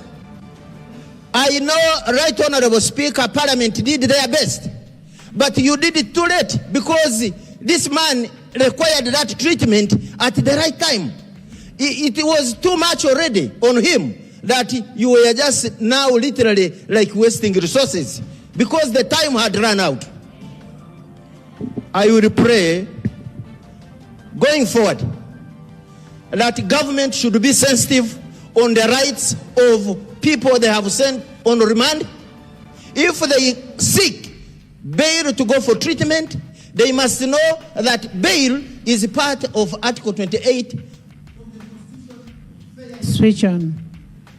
Of fair hearing. Because if I am in custody of police, I am on remand in prisons, it does not take away my right to defend myself. And it is during that bail time that I can prepare my defense. Now we have Dr. Kizza Besigye in prison. How many times is this government going to imprison Dr. Kizza Besigye? Have we not had enough of imprisoning Dr. Kizza Besigye? If he died in prison, what would we explain to this country? What would we explain to this country? Why can't we produce him in courts where it's supposed to be produced? There are several constitutional rulings, even to the Supreme Court level, requiring that civilians should be tried in military, in civil courts. Why is he still being tried in the military court? This type of torture to receive coffins of Ugandans is not the type of politics that I would want to practice when I'm a member of parliament of the ruling party. I want to engage and win an election, not by military institutions and coercion. Thank you, Aleper. May you rest in eternal peace. Ssegirinya. Thank you, Madam Speaker, for affording me this opportunity to pay tribute to the late Honorable Ssegirinya. Many people have spoken about how they came to know him, and personally, the closest I came to know him is through the video excerpts I watched when we were migrating from analog. That's the time I saw someone passing his message. He didn't care whether the English was not fluent. He would pass the message and everyone would really pick it. And I think that's what we require. Sometimes we really feel we must package the information we want to pass in a specific way. But what matters is if the other side of the communication platform can get it. That's the closest I got to it. Everyone has spoken that actually the time he spent in Parliament was so short. But probably and most likely, he has done a lot more than most of us here for their constituency. He has really. You can saw the litany of achievements that have been narrated. And I think that's something that's so commendable that we should appreciate of him. But I want to say most importantly, we are here as representatives of the people, representing people with our parties. But I think the most important thing that we are humans, and our service delivery is the humanity. And I think Honorable Ssegirinya has done this. He has done service to humanity, given the short time. It is not the time that we spend in a place that matters. It's the best that we can do, which I think he has done. May his soul rest in peace. Thank you. Sechi, Uda, Bunyoro, Imam. Minister, you'll speak last. Thank you, Right Honorable Speaker. And I rise to pay my condolences to the family of the late Honorable Muhammad Ssegirinya, the relatives, friends, and colleagues, members of Parliament. Right Honorable Speaker and members, we yet stand here under very, very difficult circumstances of paying tribute to the Honorable Member of Parliament who walked to this house and was sworn in but has not served even one term to its completion. It is sad. And to me, I'm looking at the circumstances that has led to his demise.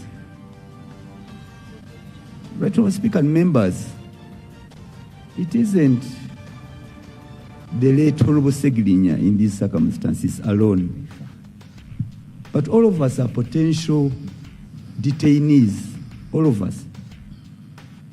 I know for sure I was supposed to have been arrested on the 13th of December last year under framed up charges. They are strong people in this country, had written a report and submitted it to the president, accusing me of murder, accusing me of land grabbing, and all sorts of things.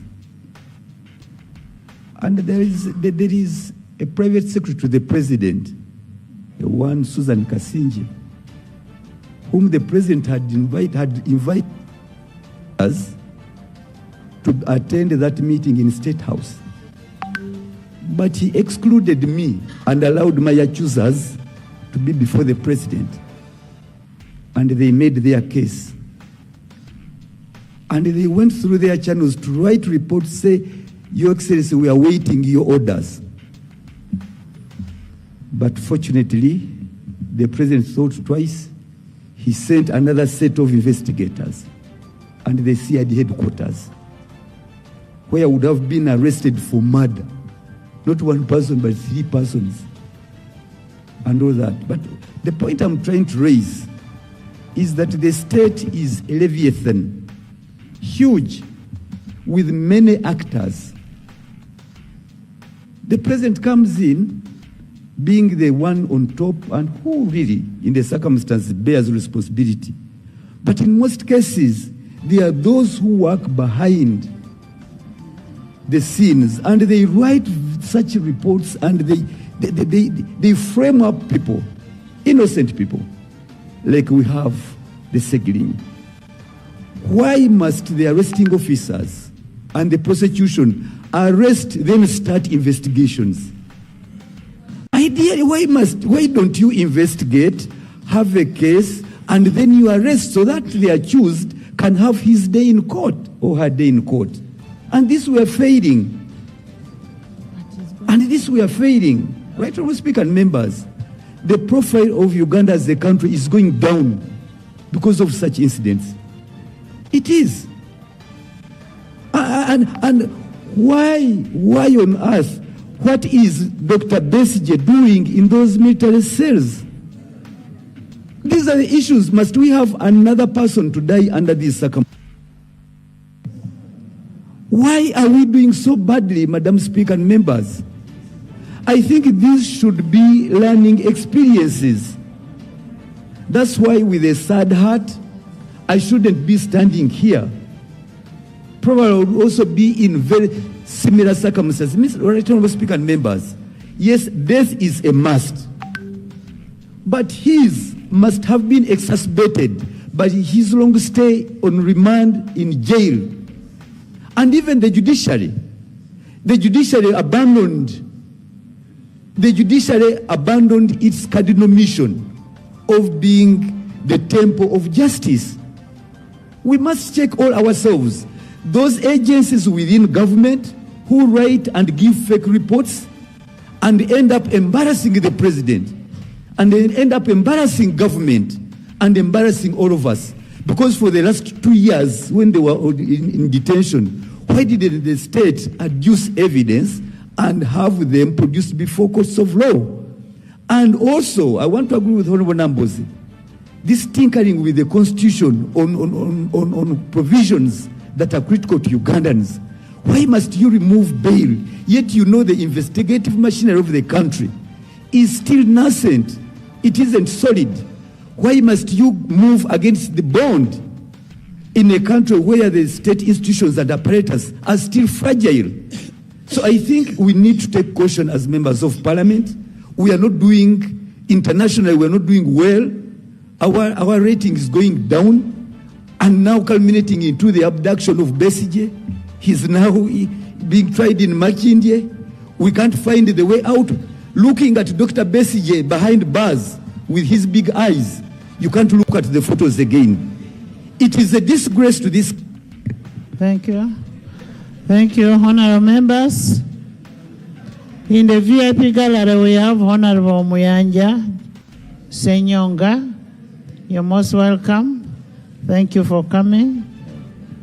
We also have a condolence message to the family of the late Ssegirinya from the Parliamentary Pension Scheme, and enclosed is 2 million shillings. We'll pass on the document, and Honorable Aisha, you'll make sure that this money is delivered since you're a member of the pension. And then we also have a condolence message to the family of Honorable Diri Babadiri, Margaret, also enclosed is 2 million shillings. This money should be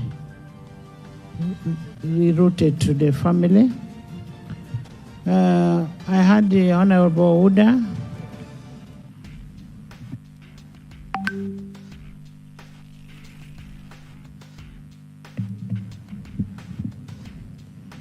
Thank you very much, Right Honorable Speaker, for the opportunity. I want to join members to pay tribute to late Muhammad. Right Honorable Speaker, I didn't really come closely to late Muhammad, but I just know him in social media. In this house, we are more than 500 people now. But because Honorable Ssegirinya was very active, almost all the members of parliament know him. While we have stayed here for 4 years, we still don't know ourselves, each other. But because he was very active, he made sure that everybody knows him. And really that is his contribution. Some of us will finish the 5 years here. You get in the streets and you don't know each other and you pass by. But nobody could do that one for Honorable Ssegirinya.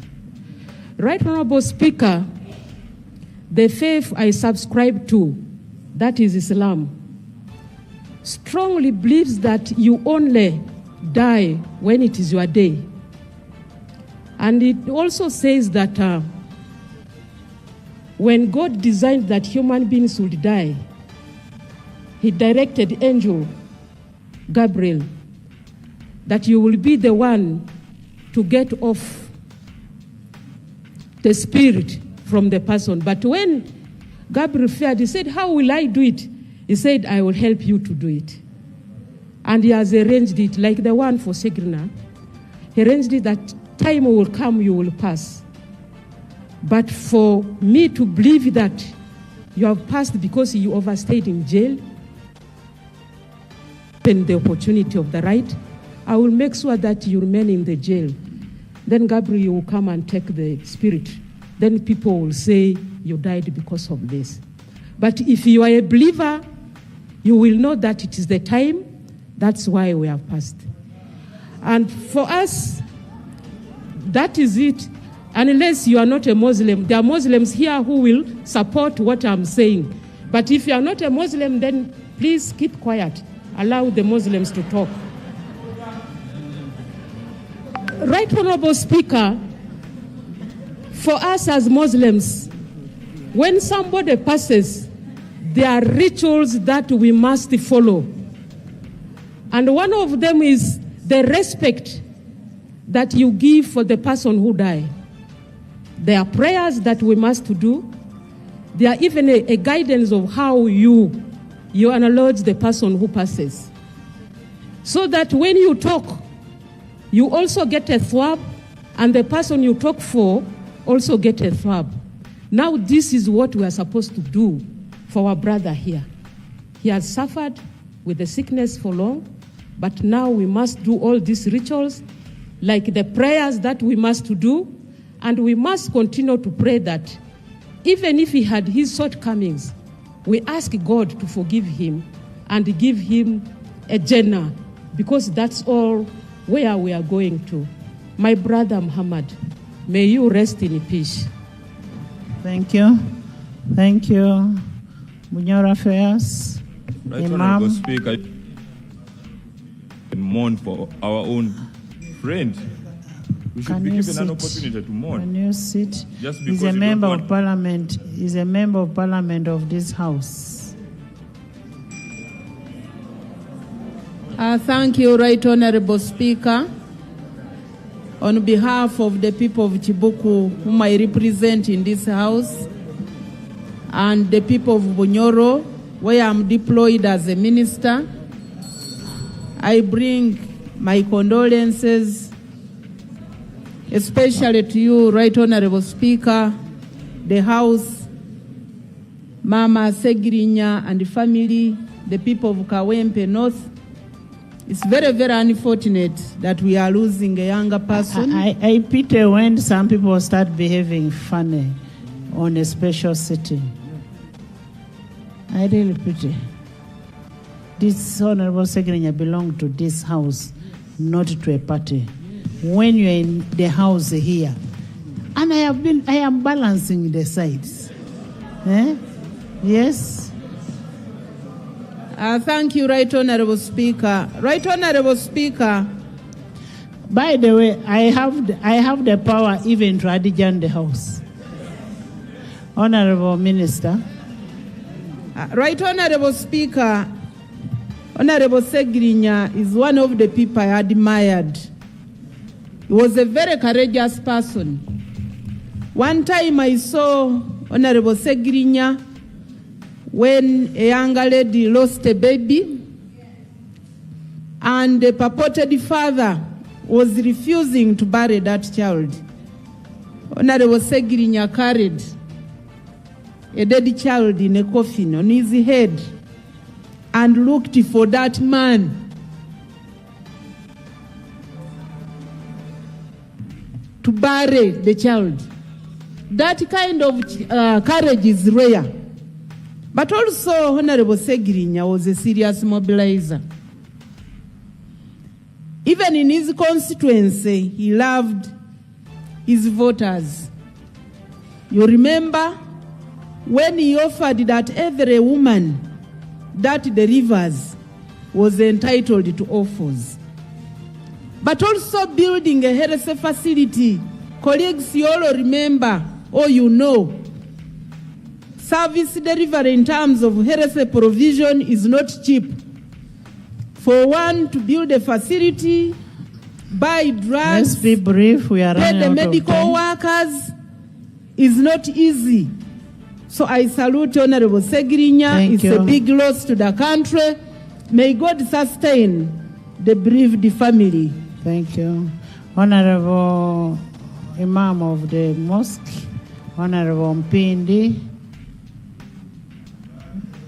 Mitiana, Gorete, and then Semakula. Yeah, thank you, Right Honorable Speaker. But I thought you're on one side. Yes. Yeah, thank you, Right Honorable Speaker. Right, Honorable Speaker, I wish to add my voice to the rest of the members and condole with the family and the people of Kawempe North constituency for the demise of our brother, the late Honorable Muhammad Ssegirinya. As the Imam of the Muslim Parliamentary Caucus, we have lost a committed and dedicated brother whom we thought would interact with and contribute a lot to the act. But we thank Allah that gave him this time on earth and for all that he has managed to do while alive. Right, Honorable Speaker, death is a menu that everybody will taste, regardless of status, whether a member of parliament, whether a common man outside there, everybody will have to taste that menu. And whoever wishes death for others, just to know that at any time it will knock on your door. Thank you. I had an opportunity, Right Honorable Speaker, during COVID. I visited the two people in Kigo prison as the Imam, and I had an interaction of about an hour. What surprised me was that even at that time, when he was in prison, he unveiled to me a detailed plan of his dream that he wanted to implement in his constituency. I was so surprised that someone who was in prison, who was thinking so much about the people in his constituency. That means he had a lot of passion for the people he was serving. Nevertheless, even when he was released, Honorable members, 1 minute. His health had deteriorated and he would not implement that plan. May the Almighty Allah pardon him for his shortcomings and give him Jannah. Thank you. Thank you. 1 minute. Thank you, Right Honorable Speaker.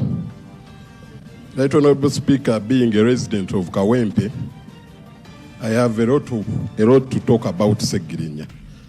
But you have given me 1 minute, and I want to use it in just two things.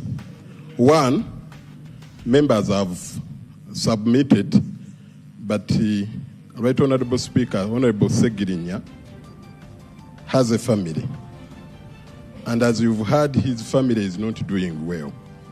He has left children, and we are almost concluding the debate without devising means of helping the family, the children. I want to propose that as we pass the resolution, we include a clause that this parliament find means of helping the children of the Honorable Ssegirinya. That is one. And then two, I know as members of parliament we have a norm of contributing to members who have died. I pray that as members of parliament, each of us contribute 500,000 and we get some money to support the family, especially the wives of Honorable Ssegirinya, to take on the mantle that Ssegirinya was taking on. The children of Ssegirinya.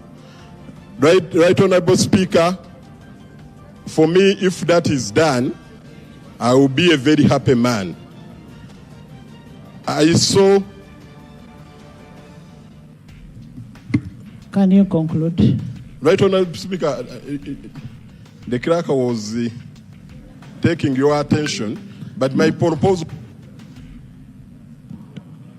we contribute either 500, one member is telling me 1 million, 500 each member. You know, when we pass a resolution here to contribute for Honorable Jacob, you are the same people.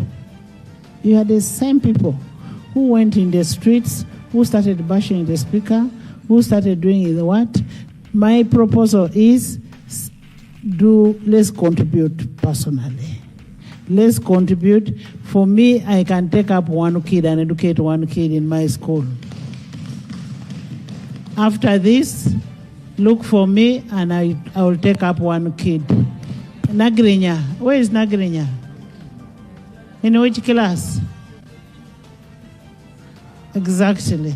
I will pay your fees and I will take you to my school for secondary. Right, Honorable Speaker, Yes. thank you so much. And I want to conclude by thanking you for what you've done to Honorable Ssegirinya and what you've done to members of Parliament without discriminating the political belief, the size, the constituency. Thank you so much.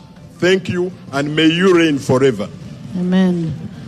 Thank you, Right Mitiana Honorable. Goreti Semakula.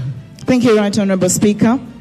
I would like to first of all appreciate Ssegirinya's mother and his brother, Kasaga, because, Right Honorable Speaker, when someone faces challenges, many times even your family can abandon you.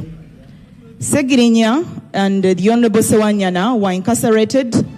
I went to Masaka where they were brought to court. I went to Luzira. I went to Chigo. He began to be sick, and I went to Nsambia. I went to Nairobi and Lubaga, and those two were constant. Thank you so much for being there for Honorable Ssegirinya. Right Honorable Speaker, I met Ssegirinya when I was still a journalist, and this is what I wanted to say about Ssegirinya.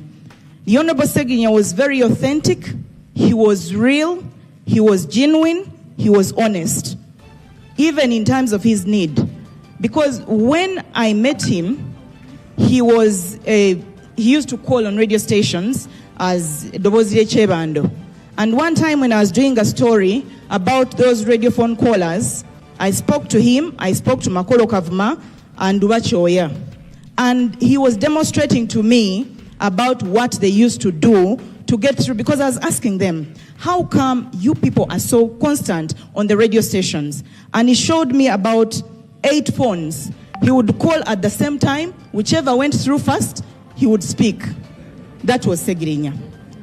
Then, I remember the time he used to be with Dr. Kizza Besigye. In fact, it's very sad that Colonel Kizza Besigye is in prison, because Ssegirinya was always with Colonel Kizza Besigye. And then he would come to me. At a certain point, I was an editor of a TV station. So he would come to me and beg and... Kindly, let me finish. Honorable members, we have run out of time because the body must go for Juma prayers. I thank you, Right Honorable Speaker. Yes. I take this opportunity to appreciate you, your office, the office of the Leader of Opposition. That is the seismate, yes. And all honorable colleagues, members of Parliament, for standing with the Honorable Ssegirinya during this moment. Thank you. Every one of you has appreciated the works of Honorable Ssegirinya. But I want to remind you that that is the responsibility of government. Right Honorable Speaker, we should put appropriate resources in the area of medical. He has bought CT scans. That is not our responsibility. This is why we are suffering out there. That is social corporate responsibility that you should do at leisure. So government should take on its responsibility of doing basic services to this government. Thank you, Right Honorable Speaker. May his soul rest in eternal peace. Thank you, Honorable Semakula, Honorable Minister. Dear women within Parliament and outside there, we Ladies. appreciate you. Ladies. Basing on what the mother of Honorable Ssegirinya, the late Honorable Ssegirinya, has done. In the Holy Book of the Bible, in the book of Ecclesiastes, it is written, there is time for everything. There is time to be born and time to die. There is time to be happy and a time to be sad. However, my special message goes to the judiciary. Dear our land friends, where did your Ubuntu go? In Uganda, we know bail is not a privilege. It is a right. But these days we hear you are working under decrees. Where did your Ubuntu go? Lastly, Right Honorable Speaker, we appreciate all you give to members, all whatever you give to members of Parliament. But however, as we Parliament, we should work for free medical insurance for every Ugandan, regardless of your status. May your soul rest eternal peace. Flavia, then Honorable Minister. Thank you very much, Honorable. Thank you very much, Madam Speaker. Flavia, your minute is going. Thank you. Sincere condolences to the family of the Right Honorable Ssegirinya. May God rest his soul in peace. I really want to bring to light two scenarios that particularly caught my attention. One was for the mother of Honorable Ssegirinya, when she wailed in court at some point when Honorable Ssegirinya exposed his foot that had been tortured in court and was requesting to be released so that he could go and get medication. The mother wailed loudly in court, unfortunately, pleading to the magistrate to release her son so that she could go. Unfortunately, he was never released. A second scenario was when the mother wept, crying, coming to Parliament to ask the Speaker and to ask members of Parliament to intercede so that her son could be released. Thank you. Those two scenarios come to light, and I want to ask the people that are watching us right now, eulogize Honorable Ssegirinya, what they think about the children of Honorable Ssegirinya and the parents of Honorable Ssegirinya. Had they been in the position of those two, what would they have done? Where do they think their kids are going to go? How do they think their kids are going to look at the children of the tortured Ssegirinyas children? Which country are we passing on, and are we passing on to our children? Honorable Ssegirinya, fight hard. May your soul rest in peace. Thank you very much. Honorable Minister. You people, I don't want to get a curse when the body is not prayed for. Thank you very much, Right Honorable Speaker and the honorable members. I rise to support the motion to pay tribute to our fallen colleague, and on behalf of the people of Chinchiz East, I convey condolences to the family, the mother, and the family of Ssegirinya, Honorable, to you, the Speaker of Parliament, and all members of Parliament, because this is our colleague, to the members of the National Unity Platform Party where he belonged, and the entire opposition, and the people of Kawempe North, whom he represented in this House. Right Honorable Speaker, Honorable Ssegirinya made his name through activism, and many of us knew him before coming to Parliament, because he was very active in the public space, and people would always say that man might end up in the Parliament, as if he should not be in the Parliament, and indeed he came to the House. When he came to the House, he was a member of Parliament who reached out to anybody and everybody, irrespective of where you stood.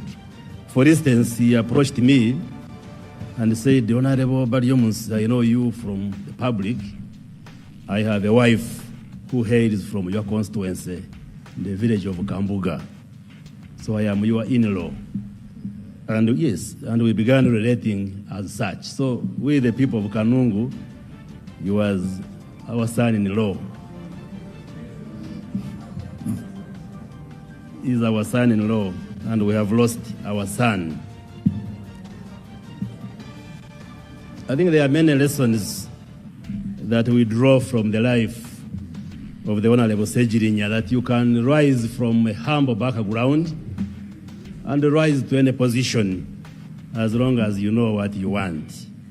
Because he rose through political and media activism and became a member of Parliament. I would also like to salute him for his spirit of altruism, concern for the others, because as we heard from the many eulogies and as we knew him, even when he served as a member of Parliament for a short time, but he was on the ground trying to address the concerns of the people of his constituency, and we salute him for that. Right Honorable Speaker, the Honorable Ssegirinya had an incurable medical illness even before he came to Parliament.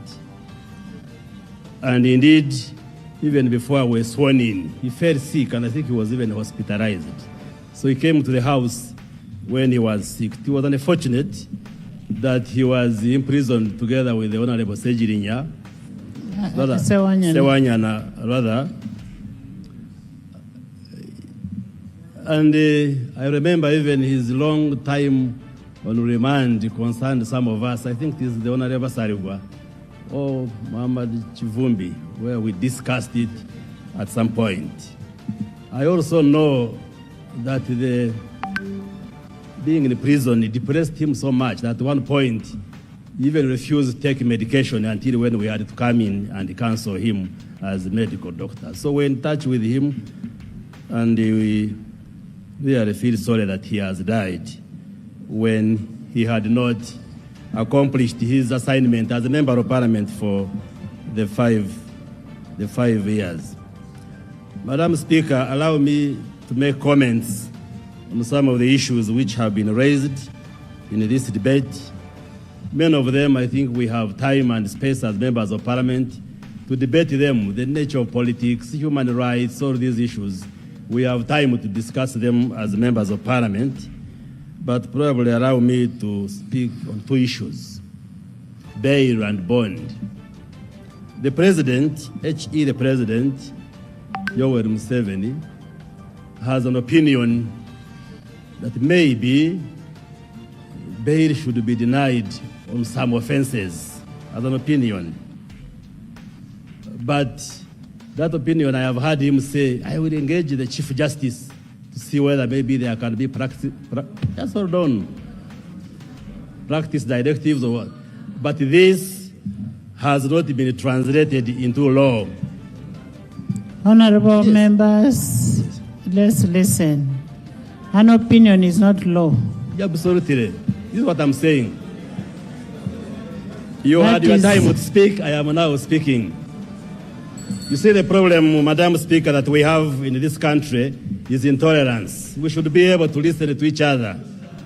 My view may not be the same as yours, but you should give me a chance to say what I want to say.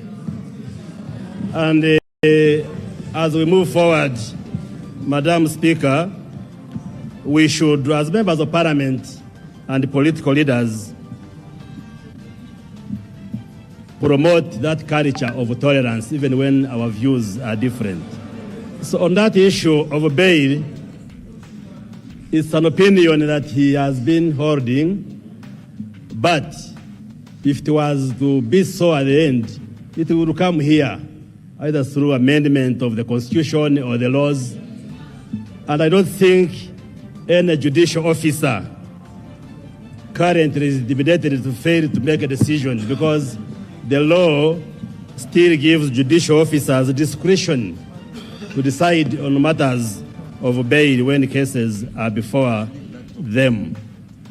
So a judicial officer worth his name should be able to make a judgment, make a decision depending on the case before him or her. And I'm sure the lawyers in this House agree. The other issue that has been raised is that maybe government and judiciary should consider maybe dropping charges against the Honorable, the co-accused, Honorable Sewanyana and the co-accused. I think that is something that we should discuss later. Yes. On the issues of political prisoners. Nothing useful to say. That's what I'm saying. We take note of that request. Take your seat, sir.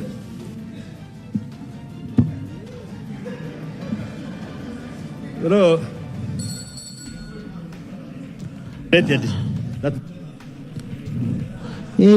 Doctor, you finish?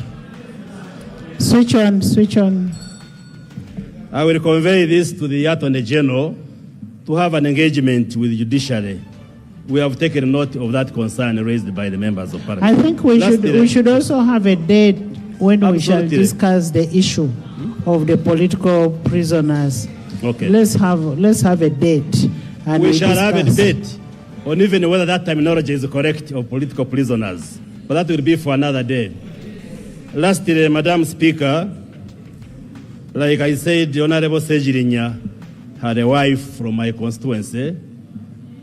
I am not very sure of the children the wife has, but I also, as a member of parliament for Chinchills East, take up one of the children. Thank you. Thank you. Support the child for his or her education. Thank you. I thank you very much. May his soul rest in eternal peace. Thank you so much. Honorable members, Honorable Ssegirinya has fought a good fight, and Ssegirinya Mohammed, Mr. Update, he has served humanity. He has been there for everybody, and he rose from grace to grace. If he tells you how he came from Masaka, how he boarded a Matoke truck, you will not believe it. Ssegirinya has come from very far, but we must thank God that he at least achieved what he wanted. And his humility speaks volumes. How we could learn, if we could learn something from the late Ssegirinya, it would make a change in all of us. When you hear that within those few months that he made an impact in Kawempe, he made an impact in this community, he made an impact in this country, then you must learn something.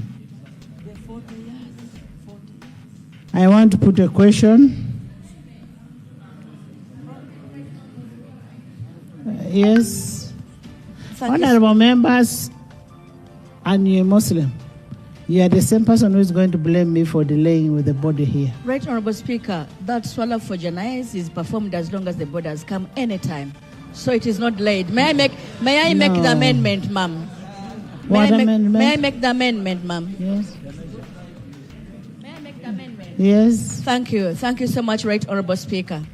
Well, Right Honorable Speaker, I sincerely appreciate your concern that when you persuaded members to contribute, we spoke in tongues outside. Well, I appreciate that. Actually, attacking me.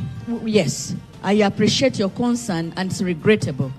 Right Honorable Speaker, Honorable Ssegirinya has served here 4 years. The difference between him and the Right Honorable Olanya is that he had served here for several years, and therefore his package was big as a person. And as a Right Honorable Speaker, he also had an entitlement as a fallen Speaker of Parliament. Honorable Ssegirinya has only been here for 4 years, did not even have time to invest for his family. You can imagine the burden that the family is going to have. I've calculated, Right Honorable Speaker, if each one of us here sacrificed only 300,000 shillings, the family would collect 150 million shillings, which is good enough for them to be able to invest. I therefore would like to persuade my colleagues that we amend the motion to include that members of Parliament, each one of them, of us, contributes 300,000 shillings as a package to help the family of Honorable Ssegirinya. I submit. Honorable members, is that seconded? No, you sit. Sit. I want secondment from this side. Seconded by Honorable Badiomusi, by Honorable Bahati, by the Imam, by Ibanda, by Bunyoro Affairs, by Honorable Uda, Honorable Balam, Honorable Gabriel, Honorable Minister Okasai, Rose, by the whole NRM side.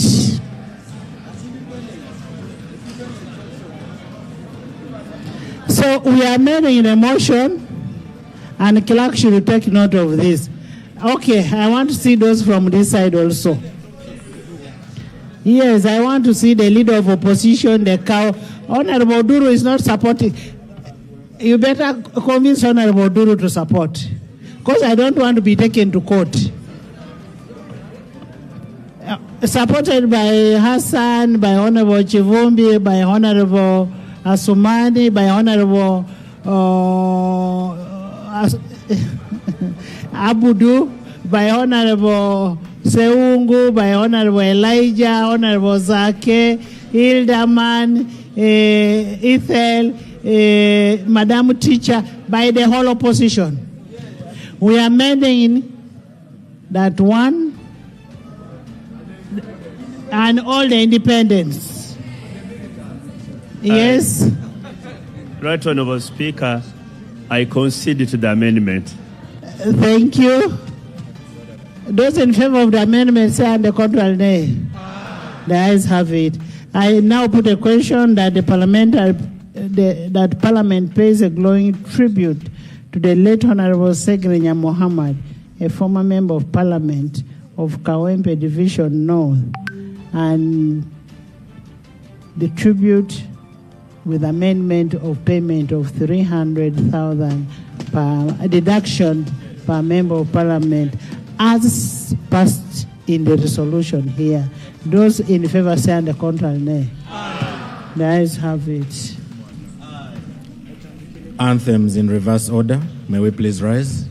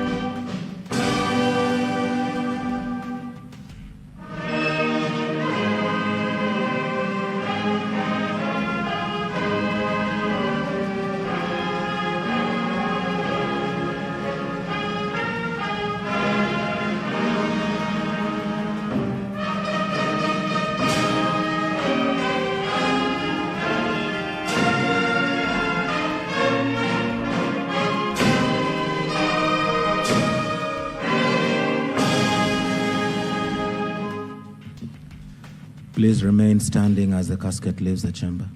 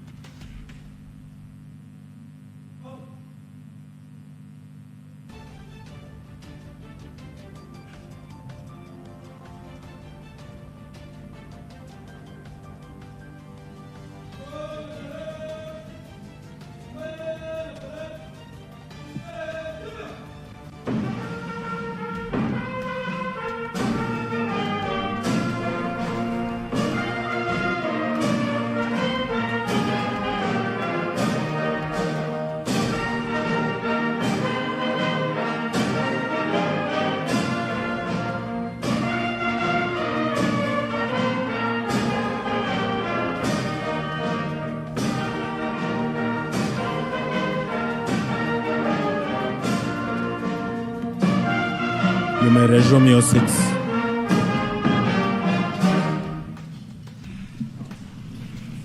Honorable members, the parliamentary Muslim community would want to say a prayer for 1 minute outside there. We'll now adjourn the house, and I will request that only the sectoral committees will be sitting during this period, and we adjourn the house to 21st January.